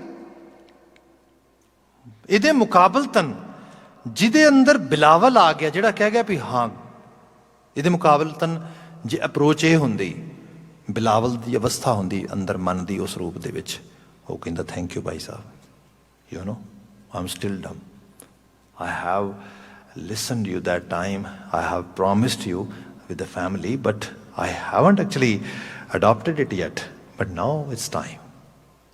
ਹੁਣ ਇਹ ਜਿਹੜੀ ਚੀਜ਼ ਹੈ, ਇਹ ਸੋਭਨਾ ਉਸ ਚੰਗੇਰੀ ਸਿੱਖਿਆ ਦੇ ਉੱਤੇ ਪਹਿਰਾ ਦੇਣ ਵਾਸਤੇ ਮੰਨਣ ਦੀ ਗੱਲ ਹੋ ਰਹੀ ਨਾ ਸਾਰੇ ਸ਼ਬਦ ਦੇ 'ਚ, ਉਹ ਤਿਆਰ ਹੋ ਗਿਆ। ਇੱਥੇ ਗੁਰ ਸ਼ਬਦ ਸੁਹਾਏ, ਮੰਗਲ ਨਾਰੀ ਗਾਵੇਂ ਆਏ। ਨਾਰੀ ਨਾੜੀਆਂ ਇੰਦਰੇ ਸਾਡੇ ਜਿਹੜੇ ਨੇ, ਇਹ ਮੰਗਲ ਗਾਉਂਦੀਆਂ ਨੇ। ਅਦਰਵਾਈਜ਼ ਅਜੀਬ ਤਰ੍ਹਾਂ ਦੀ ਹਾਲਤ ਹੁੰਦੀ ਹੈ। ਬੰਦਾ ਤੁਸੀਂ ਕਦੇ ਦੇਖੋ ਕੋਈ ਫੋਰਸਫੁਲੀ ਕਹੇ ਚੱਲ ਪਾਠ ਕਰ, ਬੰਦਾ ਪਾਠ ਕਰੇ, ਕਦੇ ਉਹਦੀਆਂ ਅੱਖਾਂ ਨੂੰ ਵੇਖਿਆ ਜੇ ਪਾਠ ਕਰਦੇ ਦੀਆਂ ਦੇ, ਕਦੇ ਉਹਦੇ ਹੱਥਾਂ ਨੂੰ ਵੇਖਿਆ ਜੇ, ਹੱਥ ਲੱਗਦੇ ਨਹੀਂ ਵੀ ਗੁਟਕਾ ਕਾਹਦਾ ਹੋ ਗਿਆ ਉਹਦੇ ਲਈ, ਤੇ ਕਈ ਮਣ ਦਾ ਬੋਝ ਹੋ ਗਿਆ, ਸੌਰੀ ਟੂ ਸੇ। ਉਹਦੀਆਂ ਇੰਦਰੀਆਂ ਕਹਿੰਦੀਆਂ ਕਿਹੜੇ ਸਿਆਪੇ ਨੂੰ ਪਾ ਧਰਿਆ ਦੱਸ। ਮਤਲਬ ਆਹ ਜਿਹੜੀ ਚੀਜ਼ ਆ, ਅੱਖਾਂ ਜਿਨ੍ਹਾਂ 'ਚ ਚਮਕ ਹੈ, ਗਲੋਰੀ ਹੈ, ਟੀਵੀ ਵੇਖਦਿਆਂ ਹੋਇਆਂ ਸਭ ਕੁਝ, ਹੁਣ ਸੁਸਤਾਈਆਂ ਪਈਆਂ, ਉਹਨਾਂ ਨੂੰ ਲੱਗਦਾ ਵੀ ਉਹ ਆਹ ਤੇ ਬੜਾ ਹੀ ਮੁਸ਼ਕਿਲ ਹੈ। ਮੈਨੂੰ ਤਾਂ ਲੱਗਦਾ ਇਸ ਰੂਪ ਵਿੱਚ, sorry to say, when we actually started our Gurmat studies courses, ਅਤੇ ਉਸ ਵਕਤ ਸਾਡੇ 'ਚੋਂ ਕੁਝ, ਸਾਡੇ ਛੋਟਾ ਜਿਹਾ ਗਰੁੱਪ ਸੀ ਸਾਡਾ, ਕੁਝ ਸਾਡੇ ਵੀਰ ਬਿਲਕੁਲ ਡਾਇਰੈਕਟਲੀ ਯੂਨੀਵਰਸਿਟੀ ਤੋਂ ਆਏ, one of actually them was me too. ਅਤੇ ਉੱਥੇ ਆਏ ਅਤੇ ਉਹ ਹੋਇਆ ਇਹ ਕਿ ਸਾਡੀ ਕੋਈ ਮਹੀਨੇ ਕੁ ਦੀ ਕੁਝ ਕਲਾਸਿਸ ਤੋਂ ਬਾਅਦ 6-7 ਘੰਟੇ ਦੀ ਸੰਥਿਆ ਦੀ ਕਲਾਸ ਸ਼ੁਰੂ ਹੋ ਗਈ। ਇਟ ਇਜ਼ ਵੈਰੀ ਲੌਂਗ। ਹੁਣ ਕਿਸੇ ਨੂੰ ਚੌਂਕੜਾ ਮਾਰ ਕੇ ਬਹਿਣ ਦੀ ਪ੍ਰੈਕਟਿਸ ਵੀ ਨਹੀਂ ਹੈਗੀ, ਬਹੁਤ ਦੇਰ so many issues. Top of that ਵੀ ਬੰਦਾ ਪੋਥੀ ਸਾਹਿਬ ਦੇ ਉੱਤੇ ਵਾਰ-ਵਾਰ ਸ਼ਬਦ ਪੜ੍ਹ ਰਿਹਾ, ਵਾਰ-ਵਾਰ ਉਹਦੀ ਕਰੈਕਸ਼ਨ ਹੋ ਰਹੀ ਹੈ, ਵਾਰ-ਵਾਰ ਡਿਸਕਸ਼ਨ ਹੋ ਰਹੀ, ਲੰਬੀ ਚੌੜੀ ਸਾਰੀ। ਖੈਰ ਸਾਡੇ 'ਚ 2-3 ਜਿਹੜੇ ਸਾਡੇ ਸਹਿਪਾਠੀ ਸੀਗੇ, ਅਤੇ ਉਹ ਇਹ ਕਹਿੰਦੇ ਸਨ, ਮੈਨੂੰ ਤਾਂ ਲੱਗਦਾ ਮੇਰੀ ਤਾਂ ਨਜ਼ਰ ਹੀ ਕਮਜ਼ੋਰ ਹੋ ਗਈ ਹੈ। ਅਸੀਂ ਕਿਹਾ ਅੱਛਾ ਚਲੋ ਕੋਈ ਨਾ, ਪ੍ਰਿੰਸੀਪਲ ਸਾਹਿਬ ਕਹਿੰਦੇ ਚੈੱਕ ਕਰਾ ਕੇ ਆਉਂਦੇ ਆ। ਉਹ ਚੈੱਕ ਕਰਾਉਣ ਵਾਸਤੇ ਗਏ ਤੇ ਚੈੱਕ ਕਰਾਈ, ਨਜ਼ਰ ਬਿਲਕੁਲ ਠੀਕ। ਡਾਕਟਰ ਕਹਿੰਦਾ ਵੀ ਜਿਹੜੀ ਤੇਰੀ ਆਈ ਸਾਈਟ ਹੈ ਦੈਟਸ ਪਰਫੈਕਟ। ਕੋਈ ਉਹ ਕਹਿੰਦੇ ਨਹੀਂ ਬੜੀ ਦਿੱਕਤ ਆਉਂਦੀ ਮੈਨੂੰ ਨਾ। ਉਹ ਕਹਿੰਦਾ ਐਕਚੁਅਲੀ ਇਹ ਆਈ ਸਾਈਟ ਦੀ ਪ੍ਰੋਬਲਮ ਨਹੀਂ ਹੈਗੀ, ਇਹ ਮਾਈਂਡ ਸੈੱਟ ਦੀ ਪ੍ਰੋਬਲਮ ਆ। ਇਹ ਜਿਹੜਾ ਮਾਈਂਡ ਸੈੱਟ ਆ, ਇਹ ਐਕਚੁਅਲੀ ਇਹ ਉਹਦੇ 'ਚ ਇਨਵੋਲਵ ਹੀ ਨਹੀਂ ਹੋ ਪਾ ਰਿਹਾ। ਇੱਥੇ ਸਾਹਿਬ ਬਿਆਨ ਕਰਦੇ ਮੰਗਲ ਨਾਰੀ ਗਾਵੇਂ ਆਏ। ਹੁਣ ਤੇ ਇਸ ਤਰ੍ਹਾਂ ਆ ਕਿ ਜਿਹੜੇ ਇੰਦਰੇ ਨੇ ਇਹ ਇਤਨੇ ਕੋਆਪਰੇਟਿਵ ਨੇ, ਉਹਦੇ ਅੰਦਰ ਇਤਨੇ ਜ਼ਿਆਦਾ ਉਹ ਜਿਹੜਾ ਹੈਗਾ ਕੋਆਪਰੇਟ ਕਰ ਰਹੇ ਨੇ ਕਿ ਆਪਣੇ ਆਪ ਹੀ ਮੰਗਲ ਗਾ ਰਹੇ ਨੇ। ਅੱਖਾਂ ਨੂੰ ਅਹਿਸਾਸ ਹੁੰਦਾ, ਸ਼ਬਦ ਪੜ੍ਹਨ ਨੂੰ ਮਿਲਦਾ ਹੈ, ਜਿਹੋ ਜਿਹੇ ਰਾਹ ਦੇ ਉੱਤੇ ਤੁਰਨ ਨੂੰ ਮਿਲਦਾ, ਇਸ ਕਿਸਮ ਦੀ ਸੰਗਤ ਮਿਲਦੀ ਹੈ। ਇਹ ਮੇਰੇ ਵਾਸਤੇ ਸ਼ੋਭ ਨਹੀਂ ਕਿਹਾ। ਅਗਲਾ ਬਚਨ ਹੈ ਮਿਲ ਪ੍ਰੀਤਮ ਸਦਾ ਸੁਖ ਪਾਏ। ਇਹੀ ਪ੍ਰੀਤਮ ਨੂੰ ਮਿਲਣਾ ਅਤੇ ਇਹੀ ਸਦਾ ਸੁਖ ਦੀ ਪ੍ਰਾਪਤੀ ਹੈ। ਅਗਲਾ ਸ਼ਬਦ ਸਦਾ ਰੰਗ ਰਾਤੇ ਤੇਰਾ ਚਾਹੇ। ਗੁਰੂ ਅਮਰਦਾਸ ਸਾਹਿਬ ਕਹਿੰਦੇ ਇਹੋ ਜਿਹੀ ਅਰਦਾਸ ਹੈ, ਇਸੇ ਰੰਗ ਦੇ ਵਿੱਚ ਹਮੇਸ਼ਾ ਰੰਗੇ ਰਹੀਏ ਅਤੇ ਚਾਅ ਰਹੇ ਇਸ ਰਾਹ ਦੇ ਉੱਤੇ ਤੁਰਦੇ ਰਹਿਣ ਦਾ। ਹਰ ਜੀਓ ਆਪ ਵਸੈ ਮਨੇ ਆਏ। ਅਤੇ ਹਰੀ ਤੇਰੇ ਮਨ ਵਿੱਚ ਵਸਣ ਤੋਂ ਬਿਨਾਂ ਨਹੀਂ ਬਣਨੀ ਗੱਲ। ਜੇ ਤੂੰ ਨਹੀਂ ਵਸੇਗਾ ਇਹ ਬਾਤ ਨਾ ਬਣ ਪਾਏਗੀ। ਆਪੇ ਸੋਭਾ ਸਦ ਹੀ ਪਾਏ। ਇਹ ਸ਼ੋਭਨੀਕ ਜੀਵਨ ਹੈ। ਇਸ ਜੀਵਨ ਨੂੰ ਤੁਸੀਂ ਕਿਸੇ ਲੈਵਲ 'ਤੇ ਵੀ ਦੇਖੋ। ਅਸੀਂ ਬੜੇ ਐਸੇ ਸੋਰਸ ਪੜ੍ਹਦੇ ਹਾਂ, ਜਿਵੇਂ ਗੁਰੂ ਅਰਜਨ ਸਾਹਿਬ ਨੂੰ ਜਹਾਂਗੀਰ ਸ਼ਹੀਦ ਕਰਾਉਂਦਾ, ਅਤੇ ਜਦੋਂ ਸ਼ਹੀਦ ਕਰਾਉਂਦਾ ਅਤੇ ਜਿਸ ਨੂੰ ਹੁਣ ਸਰਕਾਰ ਇਹ ਡਿਕਲੇਅਰ ਕਰਦੀ ਹੈ ਕਿ ਇਹ ਸਰਕਾਰ ਲਈ ਖਤਰਾ ਆ, ਸੁਸਾਇਟੀ ਲਈ ਖਤਰਾ ਆ, ਇਸ ਦੀ ਜਾਨ ਜਿਉਂਦੇ ਰਹਿਣਾ ਸਾਡੇ ਲਈ ਖਤਰਨਾਕ ਹੈ, ਸੁਸਾਇਟੀ ਲਈ, ਸੁਸਾਇਟੀ ਐਟ ਹੋਲ, ਇਹਨੂੰ ਕਤਲ ਕਰਤਾ ਜਾਏ। ਉਹਦੇ ਲਈ ਕੋਈ ਨਾ ਕੋਈ ਬਲੇਮ ਤਾਂ ਲਾਇਆ ਜਾਏਗਾ ਨਾ। ਐਵੇਂ ਕਿਵੇਂ ਸੁਸਾਇਟੀ ਸਰ ਨੂੰ ਕਿਹਾ ਜਾ ਕਿ ਬੰਦੇ ਨੂੰ ਮਾਰ ਦਿਓ ਇਸ ਰੂਪ ਵਿੱਚ। ਖਾਸ ਕਰਕੇ ਰਾਜਾ ਜਿਹੜਾ ਹੁਕਮਰਾਨ ਆ, ਉਹ ਗੁਰੂ ਅਰਜਨ ਸਾਹਿਬ ਦੇ ਉੱਤੇ ਕਈ ਤਰ੍ਹਾਂ ਦੀਆਂ ਗੱਲਾਂ ਕਰਦਾ ਹੈ ਵੀ ਇਹ ਦੁਕਾਨੇ ਬਾਤਲ, ਝੂਠ ਦੀ ਦੁਕਾਨ ਚਲਾਉਂਦਾ ਸਭ ਕੁਝ। ਪਰ ਫਿਰ ਵੀ ਜਦੋਂ ਕਾਨੂੰਨ ਦੀ ਬਾਤ ਆਉਂਦੀ, ਕਾਨੂੰਨ ਕਿਹੜਾ ਲਾਇਆ ਜਾਏ, ਉਹ ਕਹਿੰਦੇ ਯਾਸਾ ਕਾਨੂੰਨ ਲਾਇਆ ਜਿਹਦੇ ਉੱਤੇ। ਮੰਗੋਲਾਂ ਨੇ ਬਣਾਇਆ ਸੀ ਯਾਸਾ ਕਾਨੂੰਨ, ਜਿਹਦਾ ਮਤਲਬ ਇਹ ਬਣਦਾ ਸੀਗਾ ਕਿ ਇਹ ਰੱਬੀ ਪੁਰਖ ਆ, ਇਹਦੇ ਖੂਨ ਦਾ ਕਤਰਾ ਧਰਤੀ 'ਤੇ ਨਹੀਂ ਡਿੱਗਣਾ ਚਾਹੀਦਾ, ਨਹੀਂ ਤੇ ਸ਼ਹੀਦ ਪੈਦਾ ਹੋ ਜਾਣਗੇ। ਇਹ ਉਹਨੂੰ ਵੀ ਅਹਿਸਾਸ ਹੈ। ਮਤਲਬ ਉਹ ਵੀ ਇਹ ਸ਼ੋਭਨੀਕ ਗੱਲ ਹੈ, ਇਹ ਸ਼ੋਭਾ ਪਾਉਂਦੀ ਇਹ ਗੱਲ। ਉਹਨੂੰ ਅਹਿਸਾਸ ਹੈ ਵੀ ਇਹਦਾ ਮੁਰਾਤਬਾ, ਇਹਦਾ ਕੈਲੀਬਰ ਬੜਾ ਹਾਇਰ ਹੈ, ਬੜਾ ਉੱਚਾ ਹੈ, ਸਪਿਰਿਚੁਅਲ ਹੈ। ਗੁਰੂ ਬਾਬਾ ਜੀ ਬਿਆਨ ਕਰਦੇ ਜਿਹੜਾ ਇਸ ਰਾਹ ਦੇ ਉੱਤੇ ਤੁਰੇ ਉਹਨੂੰ ਸੋਭਾ ਮਿਲਦੀ ਹੈ। ਇਸ ਕਰਕੇ ਮਾਲਕ ਆਪੇ ਸੋਭਾ ਸਦ ਹੀ ਪਾਏ। ਤੂੰ ਆਪ ਹੀ ਇਹੋ ਜਿਹੀ ਸੋਭਾ ਸਾਡੇ ਹਿਰਦੇ 'ਚ ਪਾਉਣ ਵਾਲਾ, ਸਾਨੂੰ ਅਸੂਲਾਂ ਦੇ ਉੱਤੇ ਪੱਕਿਆਂ ਕਰਨ ਵਾਲਾ ਆ। ਗੁਰਮੁਖ ਮੇਲਾ ਮੇਲ ਮਿਲਾਏ, ਅਤੇ ਗੁਰੂ ਇਹਦੇ ਜ਼ਰੀਆ ਹੈ ਇਸ ਕਿਸਮ ਦੇ ਜੀਵਨ ਦੇ ਮਿਲਾਪ ਧਾਰਨ ਕਰਨ ਦੇ ਵਿੱਚ। ਗੁਰਮੁਖ ਰਾਤੇ ਸ਼ਬਦ ਰੰਗਾਏ। ਜਿਨ੍ਹਾਂ ਗੁਰੂ ਵੱਲ ਮੂੰਹ ਕੀਤਾ ਉਹ ਰੱਤੇ ਗਏ ਸ਼ਬਦ ਦੇ ਵਿੱਚ, ਅਤੇ ਸ਼ਬਦ ਉਹਨਾਂ ਨੂੰ ਰੰਗਣ ਲਈ ਤਿਆਰ ਬੈਠਾ ਹੈ। ਸ਼ਬਦ ਰੰਗਾਏ ਨਿਜ ਘਰ ਵਾਸਾ ਹਰ ਗੁਣ ਗਾਏ। ਮਨ ਦਾ ਨਿਜ ਘਰ 'ਚ ਵਾਸਾ ਹੋ ਗਿਆ। ਨਿਜ ਘਰ ਵਾਸਾ, ਜੇ ਮੈਂ ਮੂਡ ਦੀ ਗੱਲ ਕਰ ਰਿਹਾ ਸੀਗਾ, ਇੱਕ ਹੈ ਬੜੀ ਮਿਜ਼ਰੇਬਲ ਸਿਚੁਏਸ਼ਨ, ਮਿਜ਼ਰੀ। ਮਨ ਮੋਸਟਲੀ ਇੱਥੇ ਰਹਿੰਦਾ ਆ, ਵਕਾਰਾਂ ਬਾਰੇ ਸੋਚਦਾ, ਔਗਣਾਂ ਬਾਰੇ ਸੋਚਦਾ, ਚਿੰਤਾਵਾਂ 'ਚ ਰਹਿੰਦਾ, ਫਿਕਰਮੰਦਗੀਆਂ 'ਚ ਰਹਿੰਦਾ। ਕਦੀ ਬੜਾ ਖੁਸ਼ ਹੁੰਦਾ ਕਿਸੇ ਦੀ ਨਿੰਦਿਆ ਬਖੀਲਗੀ ਯਾਦ ਕਰਕੇ, ਕਦੀ ਬੜਾ ਦੁਖੀ ਹੁੰਦਾ ਆਪਣੇ ਆਪ ਨੂੰ ਦੂਜਿਆਂ ਦੇ ਮੁਕਾਬਲੇ ਨੀਵਾਂ ਵੇਖ ਕੇ। ਅਜੀਬ ਜੀ ਹਾਲਤ ਹੈ। ਇੱਕ ਤੇ ਇਹ ਹੈ ਮਨ ਪਰਦੇਸੀ ਜੇ ਥੀਏ, ਉਸ ਹਾਲਤ ਦੇ ਵਿੱਚ ਹੈ। ਦੂਸਰਾ ਹੈ ਨਿਜ ਕਰਵਾਸਾ। ਨਿਜ ਕਰਵਾਸਾ ਇਹ ਹੈ ਮਨ ਤੂੰ ਜੋਤ ਸਰੂਪ ਹੈ। ਉੱਥੇ ਜਾ ਕੇ ਫਿਰ ਇਹ ਸਾਰਾ ਰੌਂਗ ਕੰਪੈਰੀਜ਼ਨ ਹੈ, ਮਿਜ਼ਰੇਬਲ ਹਾਲਤ ਨਹੀਂ ਹੁੰਦੀ, ਫਿਰ ਸਟੇਬਲ ਹਾਲਤ ਹੈ, ਫਿਰ ਇੱਕ ਸਟੇਬਿਲਿਟੀ ਹੈ। ਸਭ ਕਹਿੰਦੇ ਇੱਥੇ ਫਿਰ ਜਿਹੜੀ ਬਾਤ ਹੋ ਰਹੀ ਹੈ ਕਿ ਨਿਜ ਕਰਵਾਸਾ ਹਰ ਗੁਣ ਗਾਏ, ਹਰੀ ਦਾ ਗੁਣਗਾਨ ਕਰਦਿਆਂ ਹੈ ਨਿਜ ਕਰਵਾਸਾ ਹੁੰਦਾ। ਰੰਗ ਚਲੂਲਾ ਹਰ ਰਸ ਪਾਏ, ਫਿਰ ਚਲੂਲਾ ਚੌਗਣਾ ਰੰਗ ਚੜ੍ਹਦਾ ਆ। ਡੇ ਬਾਈ ਡੇ ਉਸ ਸਟੇਜ ਦੇ ਵਿੱਚ ਇਜ਼ਾਫਾ ਹੁੰਦਾ ਆ। ਇਹ ਰੰਗ ਕਦੇ ਨਾ ਉਤਰੈ ਸਾਠ ਸਮਾਏ, ਇਹ ਰੰਗ ਉਤਰਦਾ ਨਹੀਂ। ਇਹ ਰੰਗ ਤੁਹਾਨੂੰ ਸੱਚ ਤੱਕ ਸਚਿਆਰ ਬਣਾ ਦਿੰਦਾ, ਸੱਚਖੰਡ ਲੈ ਜਾਂਦਾ ਹੈ। ਅੰਤਰ ਸ਼ਬਦ ਮਿਟਿਆ, ਅੰਤਰ ਸ਼ਬਦ ਮਿਟਿਆ ਅਗਿਆਨ ਅੰਧੇਰਾ। ਜਿਵੇਂ ਜਿਵੇਂ ਸ਼ਬਦ ਅੰਦਰ ਪ੍ਰਵੇਸ਼ ਕਰਦਾ ਹੈ ਅਗਿਆਨ ਅੰਧੇਰਾ ਮਿਟਦਾ, ਦੀਵਾ ਬਲਣ ਨਾਲ ਹਨੇਰਾ ਜਾਂਦਾ ਆ। ਜਿਹੜੀ ਇਲਿਟਰੇਸ਼ਨ ਹੈ ਇਹਦੀ ਸਟੇਜ ਘਟਦੀ ਹੈ ਬੰਦੇ ਦੇ ਅੰਦਰੋਂ। ਸਤਿਗੁਰ ਗਿਆਨ ਮਿਲਿਆ ਪ੍ਰੀਤਮ ਮੇਰਾ, ਜਿਹੜਾ ਅਸਲ ਪ੍ਰੀਤਮ ਆ ਉਹ ਸਤਿਗੁਰੂ ਦਾ ਗਿਆਨ ਹੀ ਹੈ। ਇੱਕ ਇਨਲਾਈਟਮੈਂਟ ਹੈ, ਇਨਲਾਈਟਡ ਸਿਚੁਏਸ਼ਨ ਹੈ ਜਿਹੜੀ ਹਿਊਮਨ ਬੀਇੰਗ ਨੂੰ ਚਾਹੀਦੀ ਹੈ। ਇਹ ਉਹਦੀ ਰੱਬ ਦੀ ਅਵਸਥਾ ਤੱਕ ਲੈ ਜਾਂਦੀ ਹੈ। ਉਹਦੀ ਬਾਤ ਕੀਤੀ ਇਹਦੇ 'ਚ। ਜੋ ਸੱਚ ਰਾਤੇ ਤਿਨ ਬਹੁੜ ਨਾ ਫੇਰਾ, ਜਿਹੜੇ ਇਹਦੇ ਵਿੱਚ ਰਤ ਗਏ ਉਹਨਾਂ ਨੂੰ ਫਿਰ ਰੀਇਨਕਾਰਨੇਸ਼ਨ ਦਾ ਕਨਸੈਪਟ ਖਤਮ ਹੋ ਗਿਆ, ਜੰਮਣ ਮਰਨ ਮੁੱਕ ਗਿਆ, ਫੇਰੇ ਮੁੱਕ ਗਏ ਉਹਨਾਂ ਦੇ। ਬਿਲਕੁਲ ਅੰਤਲੀ ਲਾਈਨ ਹੈ ਗੁਰੂ ਮਹਾਰਾਜ ਜੋ ਇਹ 'ਚ ਬਿਆਨ ਕਰਦੇ, ਨਾਨਕ ਨਾਮ ਦ੍ਰਿੜਾਏ ਪੂਰਾ ਗੁਰ ਮੇਰਾ। ਇਹ ਨਾਨਕ, ਇਸ ਨਾਮ ਨੂੰ ਦ੍ਰਿੜ ਕਰਾਉਣ ਵਾਲਾ ਕੋਈ ਹੋਰ ਨਹੀਂ, ਮੇਰਾ ਪੂਰਾ ਗੁਰੂ ਹੈ। ਸਾਹਿਬ ਰਹਿਮਤ ਕਰ ਅਸੀਂ ਇਸ ਨਾਮ ਦੇ ਧਾਰਨੀ ਹੋ ਸਕੀਏ। ਇੰਨੀਆਂ ਕੁ ਬੇਨਤੀਆਂ ਨਾਲ ਇੱਥੇ ਸਮਾਪਤੀ ਕਰਦੇ ਹਾਂ। ਕਿਰਸਾਨੀ ਸੰਘਰਸ਼ ਨਾਲ ਜੂਝ ਰਹੇ ਮਾਈ ਭਾਈ ਦੀ ਸਫਲਤਾ ਦੀ ਅਰਦਾਸ ਕਰਦਿਆਂ ਹੋਇਆਂ, ਚੜ੍ਹਦੀ ਕਲਾ ਦੀ ਅਰਦਾਸ ਕਰਦਿਆਂ ਫਤਿਹ ਬੁਲਾਈਏ। ਵਾਹਿਗੁਰੂ ਜੀ ਕਾ ਖਾਲਸਾ, ਵਾਹਿਗੁਰੂ ਜੀ ਕੀ ਫਤਿਹ।